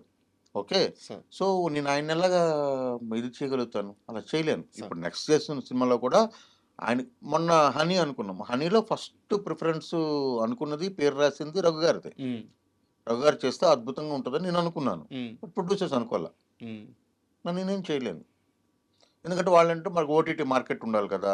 మనం ఇలా చేయొచ్చు కదా! అలా చేయొచ్చు కదా! అని వాళ్ళు అనుకున్నారు. అనుకున్నప్పుడు ఫైన్, నేను ఇంకేం చేయలేను.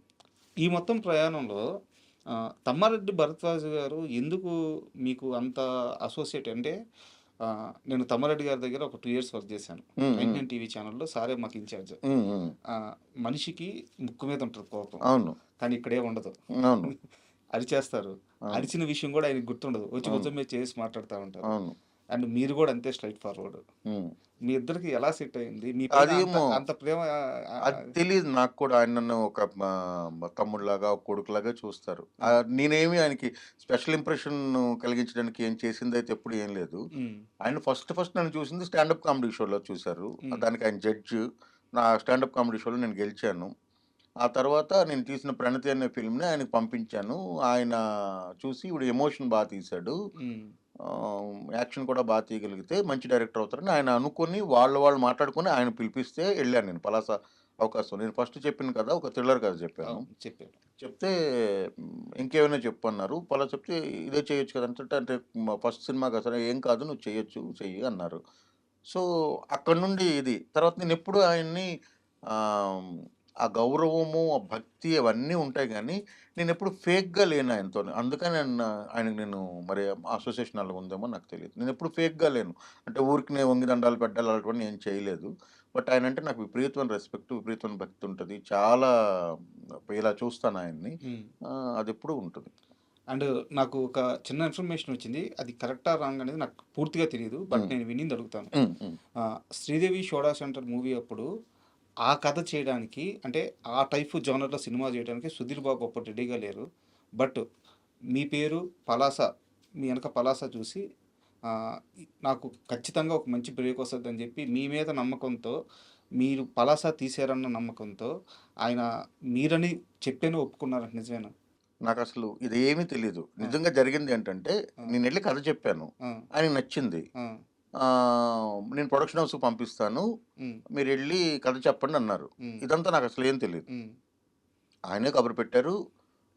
వరుణ్ గారు ఫోన్ చేశారు. ఆయన మేనేజర్ ఉంటారు. అవును. వరుణ్ అని. అవును. వరుణ్ ఫోన్ చేశారు. హ్మ్. నేనెళ్ళాను. హ్మ్. కరోనా టైంలోనే, లాక్‌డౌన్ టైంలోనే. వెళ్ళాను. కథ చెప్పాను. ఆయన చెప్పిన తర్వాత నచ్చింది. ఒక 3 అవర్స్ కూర్చున్నాం. కంటిన్యూయస్‌గా నేను మొత్తం హ్మ్. నరేట్ చేశాను. బావుంది. మీరెళ్ళి నేను చెప్తాను ప్రొడక్షన్ హౌస్‌కెళ్ళి చెప్పండన్నారు. 70 ఎంఎం పంపించారు. విజయ్ గారు అక్కడికొచ్చిన తర్వాత మన దగ్గర ఒక కథ ఉంది. ఈ కథ మీరు చేస్తారా అని అడిగారు. సో, నేను ఇందాక మీకు చెప్పాను గదా! అప్పుడు నేను విపరీతమైన ప్రెజర్ అంటే నాకేం తెలీదు. హ్మ్. ఇప్పుడు చేస్తానా? లేదా? సరే వేరే కథ నచ్చితే చేయొచ్చు కదా! అని అనుకున్నాను. ఆ కథ విన్నాము. నేనేమి దానికి రెస్పాండ్ అవ్వట్లేదు. ఒక 3, 4 సార్లు కూర్చున్నాం గానీ, నాకిక్కడేమో అది హ్మ్. అనిపించట్లేదు. అంటే నేను చేయగలిగిన కథ కాదు. నాకు అంటే అది కథ గురించి కాదు. నేనది చేయలేనేమో అని నాకు ఒక కాన్ఫిడెన్స్ రావట్లేదు. అవును. ఒక 3, 4 సార్లు తర్వాత విజయ్ గారు చెప్పారు. "అది కాదులెండి ఎందుకో మరి మీకు ఎక్కట్లేదని నాకు అర్థమైంది. మీ కథ చెప్పండి. సుధీర్ గారు పంపించారు కదా! చెప్పండి" అంటే కథ చెప్పాను. చెప్పిన నిమిషంలో ఆయన అది ఒకటే సిట్టింగ్. హ్మ్. కథ చెప్పాను. కథ చెప్పిన వెంటనే అడ్వాన్స్ చెక్ ఇచ్చారు. అంతే. అయితే ఇంతే జరిగింది. ఆ! మిగతాది బిహైండ్ ద సీన్స్ ఏం జరిగాయని నాకు నిజంగా తెలీదు. అయితే ఎప్పుడు ఈ టాపిక్ కూడా రాలేదు. అయితే మీరు కథ చెప్పుకొచ్చారు కదా! సో, ఆ కథకి మీరెలా అయితే స్టిక్ అయ్యి ఉన్నారో, హీరో గారు గూడా అలాగే స్టిక్ అయ్యి ఉన్నారు. హ్మ్. సుధీర్ బాబు గారు గూడా. హ్మ్. సో, అండ్ ఇంకోటి ఆ సినిమా స్టార్ట్ అవ్వకముందు ఆయన చెప్పిన మాట ఏందంటే చాలా దగ్గర సోర్స్‌ది. ఈ సినిమాకి అంటే ప్రతి సినిమాకి 100% ఇస్తాము. బట్ నాకు ఆ క్యారెక్టరైజేషన్ గాని, ఆ కథ వెళ్ళే తీరు గాని నాకు చాలా బాగా నచ్చింది. నాకెందుకో ఈ సినిమా చాలా పెద్ద బ్రేక్ వస్తది. నాకు నమ్మకంగా ఉంది. నా 100% ఇచ్చేస్తాను ఈ సినిమాకి ఏం కావాలంటే అది. అవును. అండ్ కరుణ్ కుమార్ మీద నాకు నమ్మకం ఉంది. తన సెన్సిబిలిటీస్ ఈ వర్డ్ వాడారాయన. హ్మ్. తన హ్మ్. సెన్సిబిలిటీస్ మీద నాకు నమ్మకం ఉందని చెప్పేసి. హ్మ్. ఆహ్, ఆ టైంలో బాగా బలంగా నమ్మిన వ్యక్తి అంట మిమ్మల్ని. అవును. అదైతే నిజం. అండ్ షూటింగ్‌లో ఎలా ఉండేది? షూటింగు సుధీర్ గారితో ఆహ్, ఆయన పొద్దున్న వచ్చిన దగ్గర నుండి మళ్ళీ సాయంత్రం ప్యాకప్ చెప్పినంత వరకు క్యారెక్టర్‌లుంటారు. హ్మ్. అంతే. ఏం చెప్పినా విపరీతంగా అంటే పాత్రకి ఏం అవసరమో దానిపైనే కంప్లీట్‌గా శ్రద్ధ పెడతారు కాబట్టి, ఎక్కడ మనకేం పెద్ద స్ట్రెస్ ఉండదు. ఆయనే మాక్సిమం అన్నీ అంటే ఇది చేయాలి, అది చేయాలి మనం ఏం చెప్పాల్సిన పని లేదు. ఆయన విపరీతమైన హోమ్ వర్క్ చేస్తారు. విపరీతంగా ఇది చేస్తారు. అదంతా అండ్ ఈ ట్రావెలింగ్‌లో మీకు 'కదీర్ బాబు' గారి పరిచయం ఎక్కడ? కదీర్ బాబు గారి పుస్తకాల ద్వారా పరిచయం. మీరేం చదివారు పుస్తకాలు ఆయనవి? నేనన్నీ చదివాను. అన్నీ చదివేసారా? అసలు హ్మ్. మీరు 'కదీర్ బాబు' గారు నాకు ఎంత ఇష్టమంటే, మీకు నచ్చింది ర్యాండమ్‌గా ఒక కథ చెప్పండి. నేను కథలోని పారాగ్రాఫ్‌ని చెప్పగలుగుతా ఇప్పుడు అబ్బో! మీకు. ఎనీథింగ్ ఓపెన్ మీకు. హుహు. నాకంత ఇష్టం ఆయన కథలన్నీను. ఓకే. సో, ఆయనతో ఎప్పుడు మాట్లాడినంటే దాదాపు ప్రతిరోజు మాట్లాడతాము. ఎప్పుడు మాట్లాడినా ఆహ్, దాదాపు ఒక 3, 4 సంభాషణల్లో ఎక్కడో ఒక దగ్గర ఏదో కథ గురించి మాట్లాడుకున్నప్పుడు నేను ఈ కథలోంచి ఏదో కోట్ చేసి మీరు అది రాసారు కదా! ఇది రాసారు కదా! అలా మాట్లాడుకుంటాం అనమాట. హ్మ్. అది. అంటే ఆయన రాసిన ఫ్యాన్ బాయ్ మూవ్‌మెంట్ నుండి ఆ! ఈరోజు పొద్దున్న లెగిసి ఖచ్చితంగా ప్రతిరోజు మాట్లాడుకుంటాం. ఆ 'దర్గామిట్ట' కథల్లో వచ్చే ఆ పోలేరమ్మ బండ, ఆ! ఆ పెండం సోడా షాపు, అవును. ఆ బంగారపు కొట్ల బజారు, అవును. శివాలయం అవును. ఇవన్నీ రైల్వే స్టేషన్ రోడ్డు. అక్కడ పెరిగిన వ్యక్తినే నేను అవును. కూడా. అవునా? ఓకే. అదే ఏరియా వ్యక్తిని. సూపర్. అక్కడ సూపర్. తిరిగిన వ్యక్తినే. So, super. ఎప్పుడు సార్‌ని కలిసే ఛాన్స్ రాలేదు నాకు. అయ్యో! కలుద్దాం. షూర్‌గా. తప్పకుండా సార్. అండ్ 'మట్కా' విషయానికొస్తే మీరు 'మట్కా' సినిమా అనౌన్స్ చేసేటప్పుడు అంటే ఇది కాస్త సీరియస్ క్వెషనే. అడగండి. అన్నీ ఆహ్, సీరియస్‌గానే అడగొచ్చు మీరు. నాకేం తప్పులేదు. 'మట్కా' నేను సినిమా బానే చెప్తున్నాను కదా! అయ్యో! నేనేమి లేదు దాచుకోవట్లేదు లేదు. కదా! మీరు పర్లేదు. అడగండి. 'మట్కా' సినిమా మీరు అనౌన్స్ చేసేటప్పుడు, అనౌన్స్ చేసిన దగ్గర నుంచి ప్రమోషన్స్ వరకు సినిమా మొత్తం అసలు 'మట్కా' అంటే ఏంటి? ఆ వ్యక్తి ఆ టైంలో ఎలా రూల్ చేశాడు? దీని మీదే సాగింది. 'మట్కా' సినిమాకొచ్చి చూసుకున్న తర్వాత ఎమోషన్స్ వైపు వెళ్ళిపోయారు గానీ, 'మట్కా' అనే గేమ్‌ని చాలా తక్కువ చూపించారు. చాలా ఫాస్ట్‌గా లాగేశారు. ఆహ్, చేసిన ప్రమోషన్‌కి, తీసిన సినిమాకి ఎక్కడో మ్యాచ్ అవ్వలేదు అని మీకు ఏమన్నా వచ్చిందా ఫీడ్‌బ్యాక్? తీయలేదు. ఆ! నేనే చెప్తున్నాను కదా! హ్మ్. 15 రోజులు షూటింగే చేయలేదు మేము. బాంబేలో నవీన్ చంద్ర గారితో కలిపి చేయాల్సిన 15 రోజులు షూటే చేయలేదు సినిమాకి. ఓకే. అంతే. మీకు సింగిల్ వర్డ్ ఆన్సర్ అది. హ్మ్. ఎందువల్ల? ఇంకా అంతకుమించి ఇంక మాట్లాడకూడదు మనం. 15 రోజులు షూటింగ్ చేయలేదు. హ్మ్. బాంబే షెడ్యూల్‌ని అసలు చేయలేదు. హ్మ్. అంతే. గొడవలయినాయా? గొడవలేం లేవు. ఆ! చేయలేదంటే చాలా రకరకాల పరిస్థితులు. ఎవరిని ఇందులో తప్పడడానికి ఏం లేదు. హ్మ్. చేయలేదు అంతే. తర్వాత టైం లేదు. సరే అది సెట్ చేసే ఆహ్, ఇదున్నప్పటికీ అంటే మీకు మళ్ళీ మటకా మీరు చూడండి. ఫస్ట్ హాఫ్ అంతా కూడా మీకు ఫస్ట్ హాఫ్ వరకు మీకు 1% కూడా ఫ్లా ఉండదు. కరెక్ట్‌గా ఉంటది. సెకండ్ హాఫ్‌ని ఎడిట్ చేయడానికి కూడా టైం లేకుండా అయిపోయింది. 22 డేస్‌లో పోస్ట్ ప్రొడక్షన్ అయిన సినిమా అది. మీరు హ్మ్. నమ్ముతారా అది? పోస్ట్ ప్రొడక్షన్ ఇంక్లూడింగ్ చాలా dubbing, sound effects, recording, balance ఉన్న పాటలు, ప్యాచ్ వర్కులు, ఫైనల్ మిక్సింగు, అన్ని భాషల డబ్బింగు హ్మ్. 22 రోజుల్లో జరుగుతది. మీరు సినిమా తెలిసిన ఎవరికి చెప్పినా ఆ సినిమా స్పాన్‌కి 22 రోజుల్లో అది జరుగుతదా లేదా అని మీరు అడగండి. 2 కష్టమే. రోజులు చేయాల్సొచ్చింది. ఎందుకు అంటే అమెజాన్‌కి ఆ డేట్‌కి ఇవ్వకపోతే కుదరదు అని. అది నా ప్రాబ్లమ్ అయితే కాదు. హ్మ్.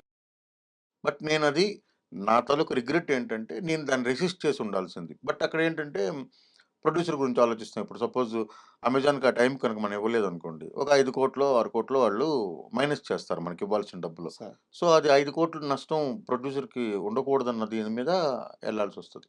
సో, అది యాక్చువల్‌గా ఏంటి, మొదలుపెట్టిన తర్వాత 100 రోజుల్లో సినిమా అయిపోవాలి. నేను ఇప్పటిదాకా ఏ సినిమా కూడాను మొదలుపెట్టిన తర్వాత ముగించడమే నాకు తెలుసు. హ్మ్. 2 సంవత్సరాలు చేసిన సినిమా అదొక్కటే. మట్కానే. మట్కా. నేనెప్పుడు అలా చేయలేదు. నాకది ఆ ఫిల్మ్ మేకింగ్ మీద ఇంట్రెస్ట్ కూడా లేదు. హ్మ్. ఎప్పుడూ చేయనలాగా. నా సరే. ఫ్యూచర్‌లో ఎప్పుడు కూడా అలా చేయను. సో, అంటే ఆ టైప్ ఆఫ్ ఫిల్మ్ మేకింగ్ 2 సంవత్సరాలు ఒక సినిమా తీయడం అన్నది నేను చేయలేను. హ్మ్. మిగతా వాళ్ళు ఎవరు ఎలాగైనా చేసుకోండి. నాకు రాని విద్య అది. ఒక ఎమోషన్‌తో సినిమా మొదలుపెట్టినప్పుడు అందులో ఉండే యాక్టర్లు గాని, టెక్నీషియన్స్ గాని ఆ ఎమోషన్‌తో మొదలుపెట్టి, ఆ ఎమోషన్‌తో ముగించాలి సినిమాని. సో, ప్రతిరోజు ఆ సినిమాలో ఉండాలనుకుంటాను నేను. సో, షెడ్యూల్ బ్రేక్స్ అంటే ఏం రావాలి? ఒక లొకేషన్ నుండి ఇంకో లొకేషన్‌కి మనం వెళ్తున్నాము. ఆహ్, ఆ లొకేషన్ నుండి ఇక్కడ ఖాళీ చేసి ఇంకో లొకేషన్‌కెళ్ళి హ్మ్. అక్కడ సెటిల్ అయినదే షెడ్యూల్ బ్రేక్ ఉండాలి. లేదా సినిమాకి అవసరమైన ఏవైనా ప్రిపరేషన్స్ కోసం అంటే సెట్ ఎయడం గురించో, హ్మ్. లేకపోతే హ్మ్. ఇంకోటో ఉండాలి. అంతే. సో, అలా చేసినా కూడా సరే, ఏదైనా సరే 150 రోజుల మించి ఏ సినిమా కూడా జరగడానికి వీల్లేదనేది నేను చాలా ప్రగాఢంగా నమ్ముతాను. సార్. ఎందుకంటే ద వరల్డ్ కల్ట్ క్లాసిక్స్ అనుకునే సినిమాలైనా సరే, తెలుగులో గొప్పగా ఆడిన గొప్ప గొప్ప సినిమాలైనా సరే, అజరామంగా అజరామంగా నిలబడిపోయిన చాలా క్లాసిక్స్, లేకపోతే జానపదాలు గాని, పౌరాణికాలు గాని ఏవి తీసుకున్నా సరే, తెలుగు వరకే తీసుకుందాం. సార్. అవన్నీ 35 రోజులు, 40 రోజులు, 45 రోజుల్లో తీసిన సినిమాలే. సో, అంతకు మించి అదెప్పుడు ఫిల్మ్‌తో. హ్మ్. సో, మనం డిజిటల్‌లో ఉన్నప్పుడు ఇంకా డిజిటల్‌లో. వేగంగా తీయాలి గదా! హ్మ్. నిజంగా అన్ తీస్తున్నారు డిజిటల్‌లో వేగంగా. అంటే మీకే తెలియాలి. ఆహ్, డైరెక్టర్స్‌కి ఆ కన్విక్షన్ ఉంటుంది. నాకు ఏ షాట్ కావాలి. నేనెవరి గురించి అలా మాట్లాడను. అంటే నాకైతే ఉంటది. నాకు మీరు అడగొచ్చు. నేనెప్పుడూ నా అందరు ప్రొడ్యూసర్‌లతోని మీరు మాట్లాడొచ్చు. నా అందరు ఎడిటర్‌లతోని కూడా మాట్లాడొచ్చు. హ్మ్. మీకు ఫుటేజ్ గురించుంటే హ్మ్. నేను ఒక 2 గంటల సినిమా అనుకోండి నాది. 2 గంటల 15-20 నిమిషాలకి ఎక్కువలో నా ఫుటేజ్ ఏ రోజు నేను ఇప్పటిదాకా తీయలేదు. ఓకే. ట్రస్ట్ మీరందరు ఎడిటర్‌లని అడగొచ్చు. కోటగిరి వెంకటేశ్వరరావు గారిని అడగొచ్చు. ఆహ్, నా నా సినిమా ఎడిటర్‌లందరిని. హ్మ్. హ్మ్. మొత్తం సాయిబాబు గారి దగ్గర నుండి, కోటగిరి వెంకటేశ్వరరావు గారి దగ్గర నుండి, శ్రీకర్ ప్రసాద్ గారి దగ్గర నుండి అందరిని అడగొచ్చు. నేనంతే తీశాను. ఎప్పుడు నాకు ఏ షాట్ కావాలి, ఎంత కావాలన్నది నాకు తెలుసు. దానికి నాకు ఆదర్శం పూరి గారు. పూరి గారి ఫిల్మ్ మేకింగ్‌ని పూరి గారిని నేనెప్పుడు ఒకేసారి కలిసాను. పలాస ఒక స దీనికి టీజర్ రిలీజ్ కోసం కలిసాను తప్ప, హ్మ్. పూరి గారికి తెలియకుండా పూరి గారి సెట్‌లో నేనొక 3, 4 సార్లు పూరి గారిని అబ్జర్వ్ చేశాను. అంటే నేను విజిటర్‌గా ఎళ్లి ఓకే. మా ఫ్రెండ్ ఉండేవారు. హ్మ్. ఆయన దగ్గర పనిచేసిన ఆయన ద్వారా ఎళ్లి పూరి గారిని నేను అబ్జర్వ్ చేసింది ఉంది నాకు. సో, నాకది ఆయన ఇన్‌స్పిరేషన్. సో, మీ గురించని గాదు, వేరే వ్యక్తి గురించని గూడా గాదు. జనరల్‌గా చెప్పండి. ఆహ్, ఇప్పుడు చాలామంది డైరెక్టర్స్ ఏ షాట్ తీస్తున్నాము, ఏ ఫ్రేమ్ పెడుతున్నాము అని క్లారిటీ ఉండదు. హ్మ్. ఆహ్, ఒక 4 కెమెరాలు పెట్టేస్తారు. ఆహ్, తీసిందే మళ్ళీ తీస్తా ఉంటారు. సో, ఎడిటర్‌కి ఆ రష్ అంతా తీసుకొచ్చి ఎడిటర్ ముందేస్తారు. దాన్ని ఎడిటర్ ఫైనల్ జేసుకోవాలి. తీరా చూస్తే cinema shoot number of days పెరిగిపోయి ఉంటాయి. రష్ పెరిగిపోయి ఉంటది. వర్క్ ఎక్కువైపోద్ది. సో, ఈ సమస్య ఎందువల్లొస్తుంది? సినిమా మీద డైరెక్టర్స్‌కి సరైన పట్టు లేకపోవడం వల్ల? లేకుంటే నేను ఇంకా మంచిగా ఇవ్వాలి అన్న ఒక అత్యుత్సాహం వల్ల? దేనివల్ల జరుగుతుందిది? ఈ నేనెవరి షూస్‌లోనూ కాలు పెట్టేది చెప్పలేను. జనరల్‌గా వెరీ అడుగుతున్నా. హానెస్ట్‌గా. జనరల్‌గా బట్ అడుగుతున్నా. నాకెప్పుడు ఆ సమస్య రాలేదు కాబట్టి నేనేమనుకుంటున్నానంటే, మేబీ ప్రాపర్‌గా వాళ్ళు ప్రిపేర్ అవ్వకపోవడమే కావాలి. అంటే ఇదే కావాలి, ఇంత తీస్తే చాలు, పేపర్ మీద ఉన్నది వస్తే చాలు అనుకోవడం అయినా ఒకటి కావాలి. లేదు వేరే వేరే ప్రాబ్లమ్స్ ఉండుండొచ్చు. ఎందుకంటే నేనిప్పుడేమి 50, 100 సినిమాలు తీసినవాడిని కాదు. నేను తీసినవి 6 సినిమాలు. 6 ప్రాజెక్టులు నావి మొత్తమే. బట్ ఈ 6 ప్రాజెక్టుల్లో నాకెప్పుడు అంటే నేను అందరు కొత్తోళ్ళతో తీసిన 'పలాస' అవ్వచ్చు, ఒక పెద్ద హీరోలైన 'సుధీర్' గారు, 'వరుణ్' గారితో తీసిన ఆ 2 సినిమాలవ్వచ్చు. 'కళాపురం' లాంటి ఆహ్, అంటే డిఫరెంట్ డిఫరెంట్ ఆర్టిస్టులనందరిని 'సత్యం రాజేష్' గారు, మిగతా వాళ్ళు వాళ్ళందరిని పెట్టి తీసిన సినిమా కావచ్చు. ఎందులో కూడా నాకు ఆ ఇబ్బంది లేదు. ఎందుకంటే నేను 'పలాస' 42 రోజుల్లో తీశాను. 'శ్రీదేవి సోడా సెంటర్' 57 రోజులు. 57 days. Working days I am talking about. Sir. Okay. 'Kalapuram' అనేది 30 రోజులు ఎగ్జాక్ట్‌గా. 'మట్కా' తాలూకా వర్కింగ్ డేస్ 75, హ్మ్. 78 హ్మ్. యాక్చువల్‌గా సారీ. గ్యాప్స్ ఎక్కువ. 78ని 2 సంవత్సరాలు చేయడం అనేది తప్పు అంటున్నాను నేను. దానికి 1000 కారణాలు. హ్మ్. అదిప్పుడు గతంతో అవ్వడం వల్ల ఏమీ రాదు మనకు. బట్ ఒక్క క్వెషన్ దాని గురించి. చెప్పండి. 'వరుణ్' గారి సపోర్ట్ ఎలా ఉండేది? 'వరుణ్' గారి సపోర్ట్ ఉంది గాబట్టే ఆ సినిమా పూర్తయింది. లేకపోతే ఎలా అవుతది? హ్మ్. 'వరుణ్' గారు 200% సపోర్టివ్. 'వరుణ్' గారితో అసలు జీరో ప్రాబ్లమ్ ఆయనతో. ఆయన ఆయన చేశారు గాబట్టే అది కుదిరింది. అంటే ఎప్పుడు 2 సంవత్సరాలు ఒక హీరో కూడా లాక్ అవ్వడం కరెక్ట్ కాదు గదా! అంతే కదా.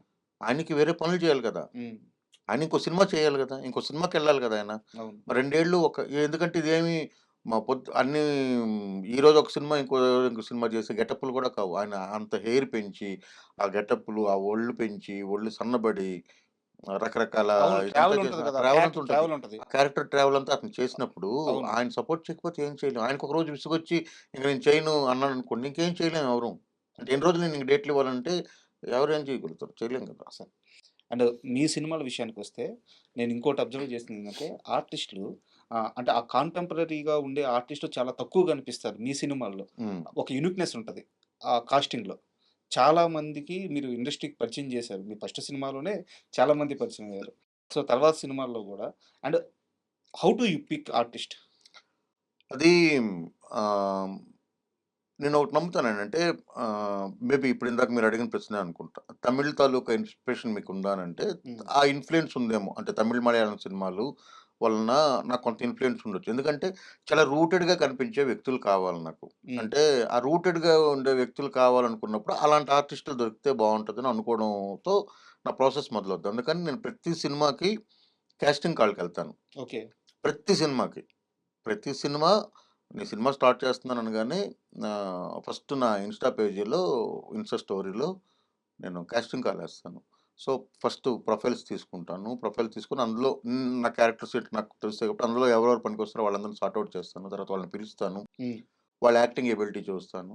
ఆ క్యారెక్టర్‌ని వాళ్ళు 5% చేస్తారు. మిగతా 95% నేను చేయించుకోగలనని నాకు నమ్మకం ఉంటది. ఆ 5% వాళ్ళు అంటే కామన్ సెన్స్ ఉందా లేదా అని చూస్తాను. కామన్ సెన్స్ అంటే acting common sense. Common correct. Sense అంటే వాళ్ళ తాలూకా common sense. Correct. Acting common sense ఉందా లేదా అని చూస్తాను. అంటే ఓవర్ డూ చేయకుండా, హ్మ్. ఎంత కావాలో అంతే చేయగలగడం. ఏం చెప్తే దాన్ని వాళ్ళు ఓన్ చేసుకొని చేయగలడం. అలాంటి కామన్ సెన్స్ ఉంది. ఉంటే చాలు. మిగతా 95% నేను చేయించుకోగలనని నమ్ముతాను. హ్మ్. సో, అలాంటి వాళ్ళని పిక్ చేసుకుంటాను. పిక్ చేసుకొని తర్వాత ఫస్ట్ ప్రయారిటీ తెలుగు వాళ్ళకే ఇస్తాను. హ్మ్. తెలుగు యాక్టర్స్‌కే చూస్తాను. అది లేనప్పుడు ఇంకెవరైనా చూడండి. తెలుగు వాళ్ళకే చూస్తాను. ఎందుకంటే నాకు ఈ విషయంలో 'కోట శ్రీనివాసరావు' గారు చెప్పింది ఎందుకో లోపల నాటుకుపోయింది. అదేంటో నాకు కూడా తెలీదు. అంటే నేనేమి పరభాషకి పరభాష నటులకి వ్యతిరేకమని కాదు. అంటే మనలోనే చాలామంది ఉంటారు కదా! విపరీతమైన ఆర్టిస్టులున్నారు మనకి. విపరీతమైన టెక్నీషియన్స్ ఉన్నారు. వాళ్ళతోనే ఎళ్ళొచ్చు కదా! అన్న దీని మీద ఒకటి అడుగుతాను. ఇప్పుడు మీరు చెప్పిన సమాధానంలో నాకు 2 క్వెషన్స్ ఉన్నాయి. ఫస్ట్ ఆఫ్ ఆల్ వచ్చేసి, మీరు ఆర్టిస్ట్‌లు చాలా మందికి కొత్త వారికి అవకాశం ఇచ్చారు. ఇంకోటి కూడా ఎగ్జాంపుల్ చెప్పాలంటే 'పుష్ప' సినిమాలో పలాస నుంచి ఎళ్ళిన చాలా మంది ఆర్టిస్టులు 8, 10 మంది అది ఆర్టిస్టులు. సుకుమార్ గారు ఆ! 'పలాస' సినిమాని రఘుగారి స్టూడియోలోనే సుకుమార్ గారికి చూపించాం. హ్మ్. సుకుమార్ గారు, సూర్యప్రతాప్ గారు, వేమారెడ్డి గారని అవును. సుకుమార్ గారి ఫ్రెండ్ ఉంటారు.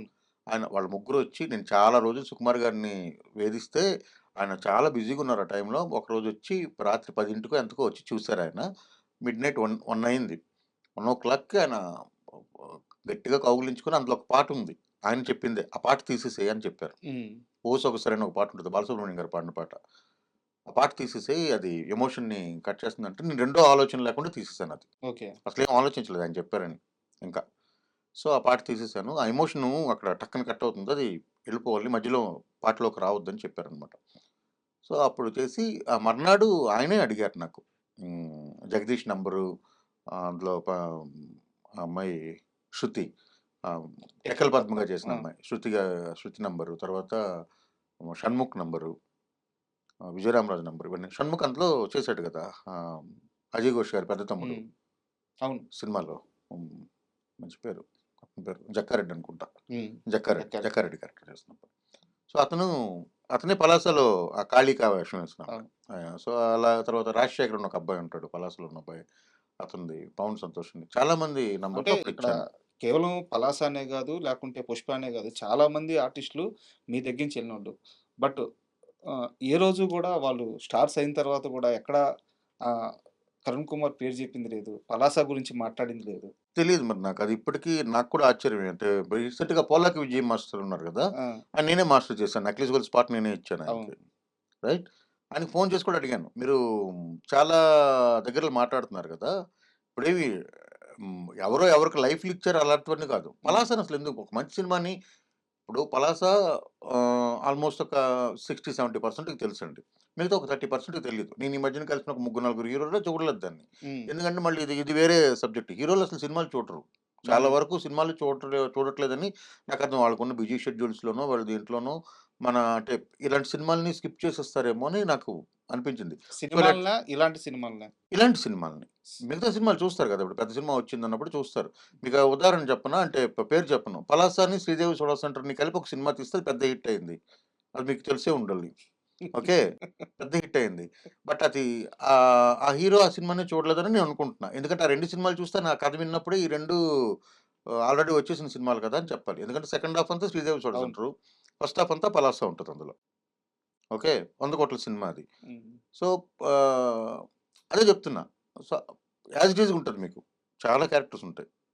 పెద్ద సినిమా అది. అయితే ఓకే. ఇలా జరిగినప్పుడు మీరు అడిగిన క్వెషన్ చెప్తున్నాను.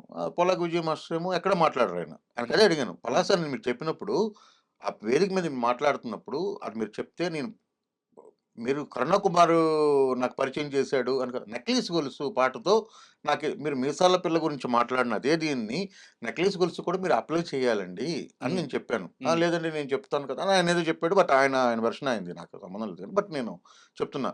అలాగే చాలామంది యాక్టర్లు ఉంటారు. వాళ్ళు చెప్పరు. అలాగని మనం దాన్నేమి చేయడానికి ఏం లేదు. మనం పోతూ ఉండాలి అంతే. బట్ ఎప్పుడు ఫీల్ అవ్వలేదా మీరు? ఫీల్ ఎందుకు అవ్వం? అంటే ఫీల్ అవ్వలేదని చెప్తే అది టూ మచ్ హిపోక్రసీ అవుతది. హ్మ్. ఖచ్చితంగా ఫీల్ అవుతాం. ఇప్పుడు ఆహ్, ఒక ఆర్టిస్టు చాలా రోజులు అంటే నాకు సంబంధమే లేదు. నేను సినిమాల్లో లేను. నేను ఏ సినిమా సెట్‌కెళ్ళింది లేదు. ఎవరి దగ్గర పని చేసింది లేదు. అంటే నాకు కాంటాక్ట్స్ లేవు.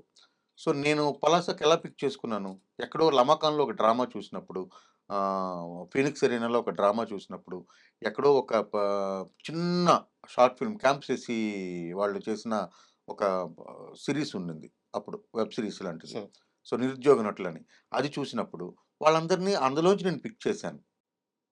వాళ్ళని ట్రై చేసి, కాంటాక్ట్ చేసి, నేనే ఎఫర్ట్ తీసుకొని చేశాను. నా డైరెక్షన్ టీమ్ అంతా కూడా కొత్త పిల్లలు. హ్మ్. ఎవ్వరు అప్పుడే బీటెక్‌లు చేసి, ఒకళ్ళిద్దరు ఉద్యోగాలు చేసి సినిమాల్లోకొచ్చారు. మిగతా వాళ్ళు బీటెక్‌లు చేసి డైరెక్ట్‌గా సినిమాల్లోకొచ్చినోళ్ళు. వాళ్ళ ఐదుగురిని తీసుకున్నాం. వాళ్ళకి ఏం తెలీదు. మేము కంప్లీట్‌గా మేము నేర్చుకుంటూ సినిమా తీసినట్టు సో 'పలాస' అనేది. ఓకే. సో, అది మాకు ప్లస్ అయింది. అంటే ఈరోజు అన్ని లోతుపాతులు తెలవడానికి మాకు ఒక అవకాశం వచ్చింది. కానీ ఇప్పుడు ఇలా నేను వెతికి పట్టుకున్న నటులుంటారు గదా! ఇలా వెతికి పట్టుకున్న నటులు కూడా ఎక్కడ ఆ విషయాన్ని ప్రస్తావించరు. ఖచ్చితంగా నొప్పేస్తది. బాధనిపిస్తది. ఖచ్చితంగా బాధనిపిస్తది. సో బాధనిపిస్తది. ఖచ్చితంగా బాధనిపిస్తది. ఎందుకంటే ఇప్పుడు ఆహ్, కొంతమందుంటారు. అంటే లాంగ్ రన్‌లో ఉండేది. ఇప్పుడు మీకొక ఎగ్జాంపుల్ చెప్తాను. 'పెద్ద షావుకారు' చేశారు పలాసలో. అవును. జనార్దన్ గారని. ఐడియా ఉందా? ఆయన అవునవును. వైజాగ్‌లో he is an industrialist. So ఒక రియల్టర్ ఆయన. ఆయన ఓకే. ఒక 10, 12 బిల్డింగులు కట్టారు. ఆయనకు ఒక 25 ఏళ్లుగా ఒక ఇండస్ట్రీ నడుస్తుంది. ఆయన నెలకొక 40, 50 లక్షలు సంపాదిస్తారు ఆ టైంకే. హ్మ్. హ్మ్. Okay. He is very well of. Okay. First ఆయనకి సినిమా అంటే ఇష్టం. డ్రామా అంటే ఇష్టం. ఆయన నాకు నేను సినిమాల్లో లేని టైంలోనే పరిచయం. ఓకే. అంటే మాదంతా ఒక కామన్ గ్రూప్ ఉండేది నేను వైజాగ్‌లో ఉండేటప్పుడు. మేము రెగ్యులర్‌గా కలుస్తుండేవాళ్ళం. వాళ్ళందరికీ ఆయన కొంచెం ఆయనొస్తే ఒక సరదాగా ఉండేది. ఆయన చాలా సరదాగా మాట్లాడతారు. బావుంటది. అలా పరిచయం. నేనిది రాస్తున్నప్పుడు ఆయనతో చేయిద్దాం అనుకున్నా. ఆయనకు కూడా తెలీదు ఆ విషయం. హ్మ్. అయిన తర్వాత ఆయనకి చెప్పాను. ఆయనకి ఆ క్యారెక్టర్ అంత పెద్ద క్యారెక్టర్ అంత ఎలాగవుద్దని ఆయనకు కూడా తెలీదు. అవును. ఆయన మీకు కాల్ షీట్ అంటే డైరెక్ట్‌గా వైజాగ్ నుండి కారేసుకొని వచ్చేసేవారు. డ్రైవర్‌ని, ఒక అసిస్టెంట్‌ని తీసుకొని వచ్చేవారాయన. హ్మ్. వచ్చి యాక్ట్ చేసి ఎంత టైం అయినా మళ్ళీ రిటర్న్ ఎళ్ళిపోయేవారు. 2 గంటలే గదా! బట్ పలాస డైలాగులు కూడా నుండి. చాలా చెప్పారాయన. అదే చెప్తున్నా. మన ఇంట్లో కత్తుందంటే మనం ఆ! వెళ్లి చూడబో అది. ఎంత ఇంటెన్స్‌గా చెప్పాడంటే సో, నేను యాక్టర్ అనుకుంటున్నాను అసలు. ఆయనకసలు తెలీదు. ఆ! ఆ పాత్ర అంత ఇదవుతదనేది కూడా సినిమా తీసేటప్పుడు తెలీదు. ఎందుకంటే ఆయన ఎప్పుడో ఒక వారం రోజులకో, 10 రోజులకో పిలిచేవాళ్ళం. ఆయన సీన్‌లయిపోయేవి. ఆయన ఎళ్ళిపోయేవారు. ఆయన వచ్చినప్పుడు మాకు రిటర్న్ అన్నీ తీసుకొచ్చేవారు. హ్మ్. అరటిపళ్ళని, ప్రొడక్షన్ అందరికి కలిపి చెక్కీలని ఇవన్నీ వైజాగ్ నుండి అన్నీ తీసుకొచ్చి అందరికి పంచి, అందరూ చేసుకోండబ్బా! అని చెప్పి కాసేపు ఇచ్చేసి ఎళ్ళిపోయేవారు. ఆయనేదో పిక్నిక్ వచ్చినట్టు సరదాగా వచ్చినట్టు వచ్చెళ్ళిపోతుండేవారు తప్ప, ఆయన కూడా అంత ఊహించలేదు. ఒకసారి ఎడిట్ అయ్యి డబ్బింగ్ చెప్పి అంతాను "ఏంటి కర్ణ ఇలాగొచ్చింది సినిమా" అని ఆయనన్నారు. తర్వాత సినిమా వచ్చిన తర్వాత ఆయనిప్పుడు 'పలాస జనార్దన్' అని పేరు పెట్టుకున్నారు. అంటే ఇప్పుడు ఆయన దాదాపు ఒక 35 సినిమాల్లో అవును. నటించారు. ఇప్పుడు 'పెద్దిలో' యాక్ట్ చేస్తున్నారు. ఆహ్, ఆహ్, ఇంకో సినిమా ఉందిరా చాలా పెద్ద సినిమాలు. పెద్ద సినిమాలన్నిట్లో ఉన్నారు. 'నాని' గారి సినిమాలున్నారు. హ్మ్. 'పారడైజ్‌లో' ఉన్నారు. సో, ఆయనొచ్చి చేస్తూ వెళ్తూ ఉన్నారు. బట్ ఆయన పేరు ఇవ్వడమే టైటిల్స్ కూడా పలాస జనార్దన్ పెట్టుకున్నారు. ఆయనకి అసలు అవసరమే లేదు. ఉమ్. అంటే ఆయన స్టేచర్కి అది అవసరం లేదు. ఆయన డీపీ నా ఫోటో ఉంటుంది. బా. ఆయన డీపీలో నేను ఆయన ఇద్దరు దిగిన ఫోటో ఉంటుంది. మొన్న వాళ్ళ అబ్బాయి పెళ్ళయింది 4th ఆ నెల రోజుల పాటు ఆయన కొడుకు కోడలు ఆయన వాళ్ళ మిస్సెస్ ఉన్న ఫోటోని పెట్టుకున్నారు. అంతకుముందు ఇద్దరు, నేను ఒక రెడ్ షర్ట్లో ఉంటాను, ఆయన ఒక పూల చొక్కాలు ఉంటారు, మా ఇద్దరు తలకు ఫోటోగ్రాఫ్ డీపీ. సో ఇదంతా ఏంటి అంటే అదేమి గ్రాటిట్యూడ్ ఇదని కాదు, అదొక సరదా అంతే, ఒక ఒక ఇది ఉంటుంది అంతే. ఇప్పుడు నేను మీకు ఇదంతా ఎందుకు చెప్తున్నాను, ఆయనతో నాకేమి ఆర్థిక లావాదేవీలు ఏం లేవు, ఆయనతో నాకు ఎటువంటి ఇది లేదు. అర్థమవుతుంది సార్. అంటే ఎండ్ ఆఫ్ ద డే ఆ చిన్న గ్రాటిట్యూడ్ అనేది మనం మెయింటైన్ చేయాలి కదా అంటాను నేను. కరెక్ట్. ఎందుకంటే ఆ కష్టపడ్డ వ్యక్తి వాళ్ళ నుంచి అది వచ్చినప్పుడు ఆ ఆనందం కూడా ఎక్స్పెక్ట్ చేస్తాడు కదా. అంటే మీరు సినిమా గురించి చెప్పాలి కదా. కరెక్ట్. ఇప్పుడు నేను ఎప్పుడు వ్యక్తిగతం కోరుకోవట్లా, కరుణా కుమార్ అనేది చెప్పొద్దు, అది ఎవరికి ఇక్కడ ఏమి, నేను కూడా నా స్వార్థమే కదా. నేను వెళ్ళి నువ్వు యాక్ట్ చేస్తే నా సినిమాకి అది ప్లస్ అవుద్ది కాబట్టి మిమ్మల్ని నేను తీసుకున్నాను. బట్ అది మీకు ప్లస్ అయ్యి తద్వారా మీకు అప్పటిదాకా మీరు స్ట్రగుల్ అవుతున్నారు, మీకు ఒక 10 అవకాశాలు వచ్చినప్పుడు దాన్ని మీరు ఆ సినిమాని ఎందుకు ప్రస్తావించరు అన్నది నా తలక question. Correct question. Correct question. సినిమాని ప్రస్తావించారు కదా. దాని ద్వారా అంటే ఓకే, ఇతనికి ఈరోజు ఇంత గుర్తింపు వచ్చింది ఆ సినిమా ద్వారా, ఆ సినిమా ఏంటో చూద్దామని కూడా చూడొచ్చు కదా ఆ సినిమాని. అవును. అంతే. అండ్ మీరు ఇందాక తెలుగు హీరోయిన్స్ గురించి కూడా ఒక మాట చెప్పారు. అయితే తెలుగు సినిమాల్లో తెలుగు హీరోయిన్స్ అనే దగ్గర 2 వాదనలు వినిపిస్తున్నాయి. తెలుగు సినిమాల్లో తెలుగు హీరోయిన్ పెట్టుకోవాలంటే చాలా రిస్ట్రిక్షన్స్ ఉంటాయి. వాళ్ళ ఫ్యామిలీ మెంబర్స్ వస్తారు. ఆ సీన్ చేయము, ఈ డ్రెస్సులు వేసుకోము, ఇలాంటి కండిషన్స్ పెడతారు. ఈ తలనొప్పులు పడలేకే ముంబై హీరోయిన్స్ తీసుకొచ్చి పెట్టుకునేది అని చెప్పి చాలా మంది కెమెరా ముఖంగానే చెప్పున్నారు. మీరు మీ సినిమాలో తెలుగు హీరోయిన్స్ నే ఆల్మోస్ట్ వాడారు. సో మీకు ఎదురైన అనుభవాలు ఏంటి ఈ విషయంలో? నేను కంప్లీట్గా ఆపోజిట్ దానికి, ఇప్పుడు మీరు చెప్పిన దీనికి ఆపోజిట్. ఎందుకంటే నా సినిమాల్లో నా హీరోయిన్లు ఎవరికి స్కిన్ షో ఉండదు ఫస్ట్ థింగ్. సో నేను చాలా స్ట్రాంగ్ ఫిమేల్ పాత్రలు రాస్తాను, నాకు స్కిన్ షో మీద పెద్ద నమ్మకం కూడా ఏం లేదు. సో అంటే స్కిన్ షో బేస్ చేసుకొని ఇప్పుడు సినిమాలు ఆడించేదైతే ఏమీ లేదని నేను నమ్ముతాను సార్. నా వరకు. ఓకే. సో పాత్ర ఔచిత్యం బట్టి ఇప్పుడు మీకు వెరీ సింపుల్, మట్కాలో నోరా ఫతేహి గారిని క్యాస్ట్ చేశాం మనం, రైటా. నోరా ఫతేహి అన్న ఆవిడ అన్ఫార్చునేట్లీ ఆవిడను ఒక సెక్స్ సింబల్ గాను ఒక ఆబ్జెక్టిఫై చేసి చూసే పరిస్థితుల్లో ఆవిడకి నేను కథ చెప్పి, ఫస్ట్ బాంబే వెళ్ళి కథ చెప్పాను, ఇందులో జీరో గ్లామర్, మీ గ్లామర్ ఏముండదు, అంటే మీరు అనుకునే గ్లామర్ ఏది ఉండదు, నాట్ ఈవెన్ మీ నావెల్ ఎక్స్పోజర్ కూడా ఇందులో నాకు అవసరం లేదు. You are a club dancer, but you are a club owner also. మీరే క్లబ్లో మీకు పార్ట్నర్షిప్ ఉంటుంది, మీరు ఆ క్లబ్కి అసెట్. సో అప్పుడున్న ఆ కాలమాన పరిస్థితుల్లో ఉన్న దీన్ని ఆ క్లాసీగా చక్కగా మీరు లేలే రాజా పాట చూడండి వీలైతే, మీకు ఉంటుంది ఒకటే పాట, తర్వాత మిగతా అంతా ఆమె శారీస్లోనూ చాలా వెరీ డిగ్నిఫైడ్. వాణిశ్రీ గారు, సావిత్రి గారు వీళ్ళందరి డ్రెస్సింగ్ని తీసుకొని, ఎల్విజి లక్ష్మి గారు వీళ్ళందరి డ్రెస్సింగ్ని తీసుకొని దాని రిఫరెన్స్లతో ఆవిడ కాస్ట్యూమ్ డిజైన్ చేయించాను నేను. సో నోరా ఫతేహి గారిని నేను వాడలేదు, అంటే ఆ దీంట్లో వాడలేదు సినిమాలో, రైటా. సో నాకు అది స్కిన్ షాట్. అయితే ఇప్పుడు మీరు చెప్పింది ఉండుండొచ్చు కాక, ఇది కాకుండా ఇంకోటి ఉంది. నేను పలాస తీసినప్పుడు నాకు కావాల్సిన హీరోయిన్ ఖచ్చితంగా తెలుగు అమ్మాయి ఉండాలి ఫస్ట్ థింగ్. ఎందుకంటే దానికి ఒక రీజన్ ఉంది. శ్రీకాకుళం అంటే పరభాష యాక్టర్స్ని ఎవరైనా తీసుకుంటే వాళ్ళు శ్రీకాకుళం మాట్లాడాలి. ఫస్ట్ తెలుగు మాట్లాడడం వాళ్ళకి కష్టం అవుద్ది. రెండోది శ్రీకాకుళం భాషను మాట్లాడాలంటే తెలుగు మినిమం తెలిసి ఉండాలి కాబట్టి తెలుగు అమ్మాయినే తీసుకోవాలి. రెండోది ఆమెకు డ్యాన్స్ రావాలి. ఈ 2 మ్యాండేటరీ థింగ్స్ నాకు క్యారెక్టర్ కోసం. సో డ్యాన్స్ రావాలి, ఏదో అంటే ఆమెకు స్టేజ్ డ్యాన్సర్ అయినప్పుడు ఉత్తుగా చేస్తే కుదరదు. సో క్లాసికల్ డ్యాన్స్ వచ్చిన వాళ్ళు ఎవరైనా ఉంటే వాళ్ళకి అన్ని డ్యాన్సులు పలుకుతాయి కాబట్టి అలా ఎవరైనా ఉంటారన్నప్పుడు నేను డ్యాన్స్ బాగా చేసి తెలుగులో అప్పుడు హీరోయిన్లుగా ఉంటూ ఇంకా హీరోయిన్ అవకాశాలు రావట్లేదని చెప్పిన వాళ్ళకి 8 మంది దగ్గరికి వెళ్ళాను. ఓకే. 8 మంది దగ్గరికి వెళ్ళాను. 8 మంది చెప్పింది ఏంటంటే, మీరు కొత్త డైరెక్టరు, మేము చెయ్యము అని చెప్పిన వాళ్ళు ఒకళ్ళు. హీరో అతను కాదు, మేము we're looking for a better hero, minimum 2 tier hero కావాలి అని చెప్పిన వాళ్ళు. ఈ 8 మంది ఈరోజు మనుగడలో ఉన్నారు. ఓకే. సో చెప్పిన వాళ్ళు ఒకళ్ళు. మీరు చెప్పిన దీనికి ఇంకో కొనసాగింపు ఏంటంటే, చేయడం ఇష్టం లేక రెమ్యూనరేషన్ విపరీతంగా అయిన వాళ్ళు ఒకళ్ళు. ఓకే. కొత్తగా వచ్చి అంటే కాస్టింగ్ ఏజెన్సీకి చెప్తే కాస్టింగ్ ఏజెన్సీ వాళ్ళు పంపిస్తే కొత్తగా వచ్చిన వాళ్ళు కూడా ఈ డైరెక్టరు ఈ స్టోరీలు ఇవన్నీ మేము చేయము, మాకు ఫస్ట్ గ్లామరస్ రోల్స్ కావాలి, వాంట్ టు సస్టైన్, అదే వాళ్ళ చాయిస్, దాన్ని నేను రెస్పెక్ట్ చేస్తాను. ఇప్పుడు నేను ఈ సినిమాలు తీయాలనేది నా చాయిస్, అంతే. అంతే. నా అది తప్పు కాదు, నేను ఇదే అనుకుంటున్నాను, నాకు ఇదే వచ్చు, నేను ఇదే చేద్దాం, వాళ్ళు అది అనుకోవచ్చు, వాళ్ళు అంతా అసలు కథ విన్నారా? అది విన్నారు, కథ అర్థమైందా వీళ్ళందరికీ? అది నాకు తెలియదు, మనకు వాళ్ళకి అర్థమైందో లేదండి. నేనైతే కథ బాగా చెప్తానని నాకు ఒక పేరుంది, అంటే నేను బాగా నెరేట్ చేస్తానని నాకు ఒక పేరుంది. సరే. సో అయినప్పటికీ మరి వాళ్ళందరికీ కథ చెప్పిందే, నేను ఎవరికి కథ చెప్పకుండా, నేను అంటే కథ చెప్పకుండా ఈ రోజుకి లేదు నాకు ఆ సౌకర్యం. అంటే ఇప్పుడు 6 సినిమాలు తీసిన తర్వాత అయినా సరే నాకు కథ అడుగుతారు, నేను చెప్పాలి. సరే. రెండోది, నేను ప్రతి సినిమాకి మొత్తం కాస్టింగ్ పూర్తయిన తర్వాత మ్యాండేటరీగా అందరినీ కూర్చోబెట్టి స్క్రిప్ట్ రీడింగ్, నరేషన్ ఉంటుంది. అది లేకుండా నేను ఈరోజు సినిమా షూటింగ్కి వెళ్ళిందే లేదు. సరే. అది కరోనా టైంలో చేసిన మెట్రో కథలకు కూడా నేను ఈ పని చేశాను. రాజీవ్ కనకాల్ గారి దగ్గర నుండి అందరూ వచ్చి కూర్చుంటే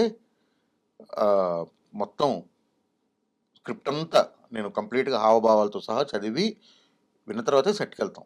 ఇది ఎప్పుడు జరిగింది, మీరు ఎప్పుడైనా తిరువీర్ని ఇంటర్వ్యూ చేస్తే తిరువీర్ని అడగండి, ఆయన చెప్తాడు మీకు పలాస తాలూకా process. So that's how it went. So అలా అందరికి కథలు చెప్పిన తర్వాత కూడా ఇలా చెప్పారు. సో నాకు అప్పుడు అర్థమైంది ఏంటంటే, తెలుగు అమ్మాయిలకు అవకాశం లేకపోవడం అనేది అయితే లేదు, తెలుగు అమ్మాయిలకు అవకాశాలు కావాలి, కావడం రామ్ చరణ్, మహేష్ బాబు, సాయిధరం తేజ్, లేకపోతే అల్లు అర్జున్, ఇలా వీళ్ళతో కావాలి అనుకున్నప్పుడు ప్రాబ్లం అవుతుంది అన్నది నేను కనిపెట్టింది.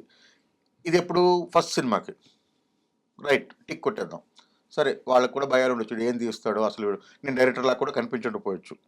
ఓకే, ఎందుకు మనకి జానపదాలు, పాతకెళ్ళడాలు, క్యాస్ట్లు, కొట్టుకోవడాలు ఇవన్నీ మనకి ఎందుకని కూడా అనుకో ఉండొచ్చు, తప్పులేదు. రెండో సినిమా అయిపోయింది, శ్రీదేవి సోడా సెంటర్కి వచ్చాము. సుధీర్ బాబు గారు అనగానే నేను అప్పుడు రిజెక్ట్ చేసిన 8 మందిలో 3 కాల్ చేశారు, మమ్మల్ని పెట్టుకోవచ్చు కదా అని. అప్పుడు నేను పెట్టుకునే ఛాన్స్ నాకు లేదు. ప్రొడక్షన్ హౌస్ విల్ డిసైడ్, ఎందుకంటే పోస్టర్ వాల్యూ కావాలి ఆ రోజు. ముందు సినిమా నువ్వు చేస్తుంటే నేను రికమెండ్ ఇదిగో ఈమె ఆల్రెడీ పలాస్లో చేసింది, ఇక్కడ చేయండి అవకాశం ఉండుండొచ్చు, లేకపోతే వాళ్ళకి ఆమె నచ్చుండొచ్చు, స్క్రీన్ ప్రెజెన్స్. నువ్వేం చేయనప్పుడు నేను ఇలా చేస్తాను, చేయలేను కదా. రైటా, అయిపోయింది. సో శ్రీదేవి సోడా సెంటర్కి ఒక 10-15 మంది అనుకున్నాం, బట్ అది చాలా పర్టికులర్ క్యారెక్టర్, అందుకని ఆనంద్ గారితో పాటు ఒక 10-15 మందిని అనుకున్నాము. ఫైనల్గా ఆనంద్ గారే ఫైనల్ అయ్యారు, అయిపోయింది. కళాపురం వచ్చిన తర్వాత, శ్రీదేవి సోడా సెంటర్ తర్వాత ఇమీడియట్గా నేను నైట్ చేయాలి, నైట్ చేయలేకపోవడం వలన నైట్ రీమేక్ చేయాలి నేను. సో గీతార్ట్స్లో స్టార్ట్ అయ్యి అది మళ్ళీ ఆగిపోయింది, టెక్నికల్ రీజన్. అవునా, ఓకే. సో అప్పుడు ఇది చేసాం, కళాపురం చేసాం. సత్యం రాజేష్ని హీరో, ఎందుకంటే ఆ హీరో క్యారెక్టరైజేషన్ అది, ఆయనే కావాలి, అలాంటి వ్యక్తే కావాలి. మళ్ళీ పాతదేది నేను మనసులో ఏం పెట్టుకోకుండా, ఎండ్ ఆఫ్ ద డే అది కాదు మనకు కావాల్సింది, సినిమా కావాలి కాబట్టి మళ్ళీ వెళ్ళి చెప్తే, రాజేష్ గారితో మేము చేయమండి అని చెప్పిన వాళ్ళు ఉన్నారు. రాజేష్ గారి ముఖం మీదే చెప్పిన, రాజేష్ నా పక్కన కూర్చుని ఉంటే కూడా చెప్పిన వాళ్ళు ఉన్నారు. ఎవరు? రాజేష్ గారు ఖచ్చితంగా ఫీల్ అవుతారు, ఎందుకు ఫీల్ అవ్వరు? అదే రాజేష్ గారు పొలిమేరతో 20 కోట్ల సినిమా ఆయన కూడా హిట్ కొట్టాడు.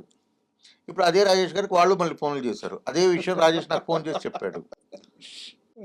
ఓకే, సో ఇదంతా జరుగుతుంటుంది. బట్ నేనేమంటానంటే, end of the day summary ఏంటంటే, తెలుగు వాళ్ళకి అవకాశాలు లేకపోతే నా సినిమా మీరు చూడండి, 6 సినిమాల్లోనూ ఉన్న వాళ్ళంతా కూడా తెలుగు వాళ్ళే. నాకు ఇంకా వేరే గత్యంతరం లేదు, డేట్లు లేవు, ఆ కాంబినేషన్ కుదరట్లేదు, దానివల్ల మొత్తం షెడ్యూల్ పాడవద్దంటే నేను ఎవరైనా ఒకళ్ళిద్దరిని తీసుకున్నానేమో తప్ప, నాకు తెలిసి నా నాలెడ్జ్ ప్రకారం ఎవరిని తీసుకోలేదు ఇప్పటిదాకా. సార్, అయితే మీరు చాలా మంచి విషయం చెప్పారు, అంటే చాలా మందికి తెలియదు. అంటే ఇంకోటి సార్, చిన్న పలాస విషయంలోనే ఒక చిన్న డౌట్. అందులో పోలీస్ క్యారెక్టర్ సెబాస్టియన్ గారి క్యారెక్టర్ వచ్చిన తర్వాత జైలుకి పిలిచి అందరికి భోజనాలు పెట్టి గుండు కొట్టిస్తారు అని చెప్పి ఆ సీన్ ఉంది ఒకటి. అవును, నిజంగా జరిగింది. అది శ్రీనివాసరావు గారు అని ఒక ఎస్ఐ ఉండేవారు. ఆయన చిన్నప్పుడు అంటే నాకు క్లియర్గా గుర్తుంది, అది ఆయన బుల్లెట్ మీద వచ్చేవారు అనమాట. ఓకే, కొరడా ఉండేది ఆయనకి. పలాసలో ఎవరినైనా మీరు అడగొచ్చు, కొరడా ఉండేది. అంటే విపరీతం రౌడీజం రాజ్యం వెళ్తుంటాయి మరి. సో ఆ టైంలో ఆయన కొరడా పట్టుకొని బుల్లెట్ మీద గస్తీ తిరిగేవాడు మొత్తం. అలాగే ఇప్పుడు నేను చెప్పిన లాంటి ఓన్లీ శ్రీనివాసరావు ఎస్ఐ మీదే ఒక సినిమా తీయచ్చు, ఆడ పోలీస్ స్టోరీ తీయచ్చు. ఆయన్ని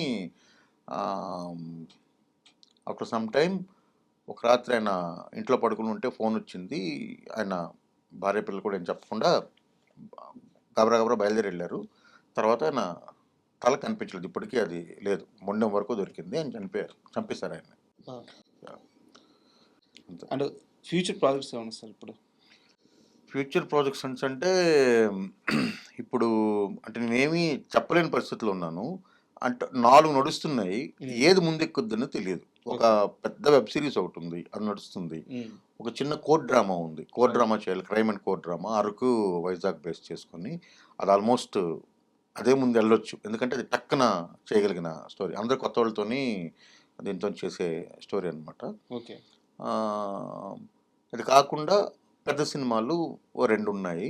సో అది హీరో పేరు ఇప్పుడు నేను చెప్పలేను. సో డిస్కషన్స్ అవుతున్నాయి, డిస్కషన్స్ అబౌట్ కథలు నచ్చాయి.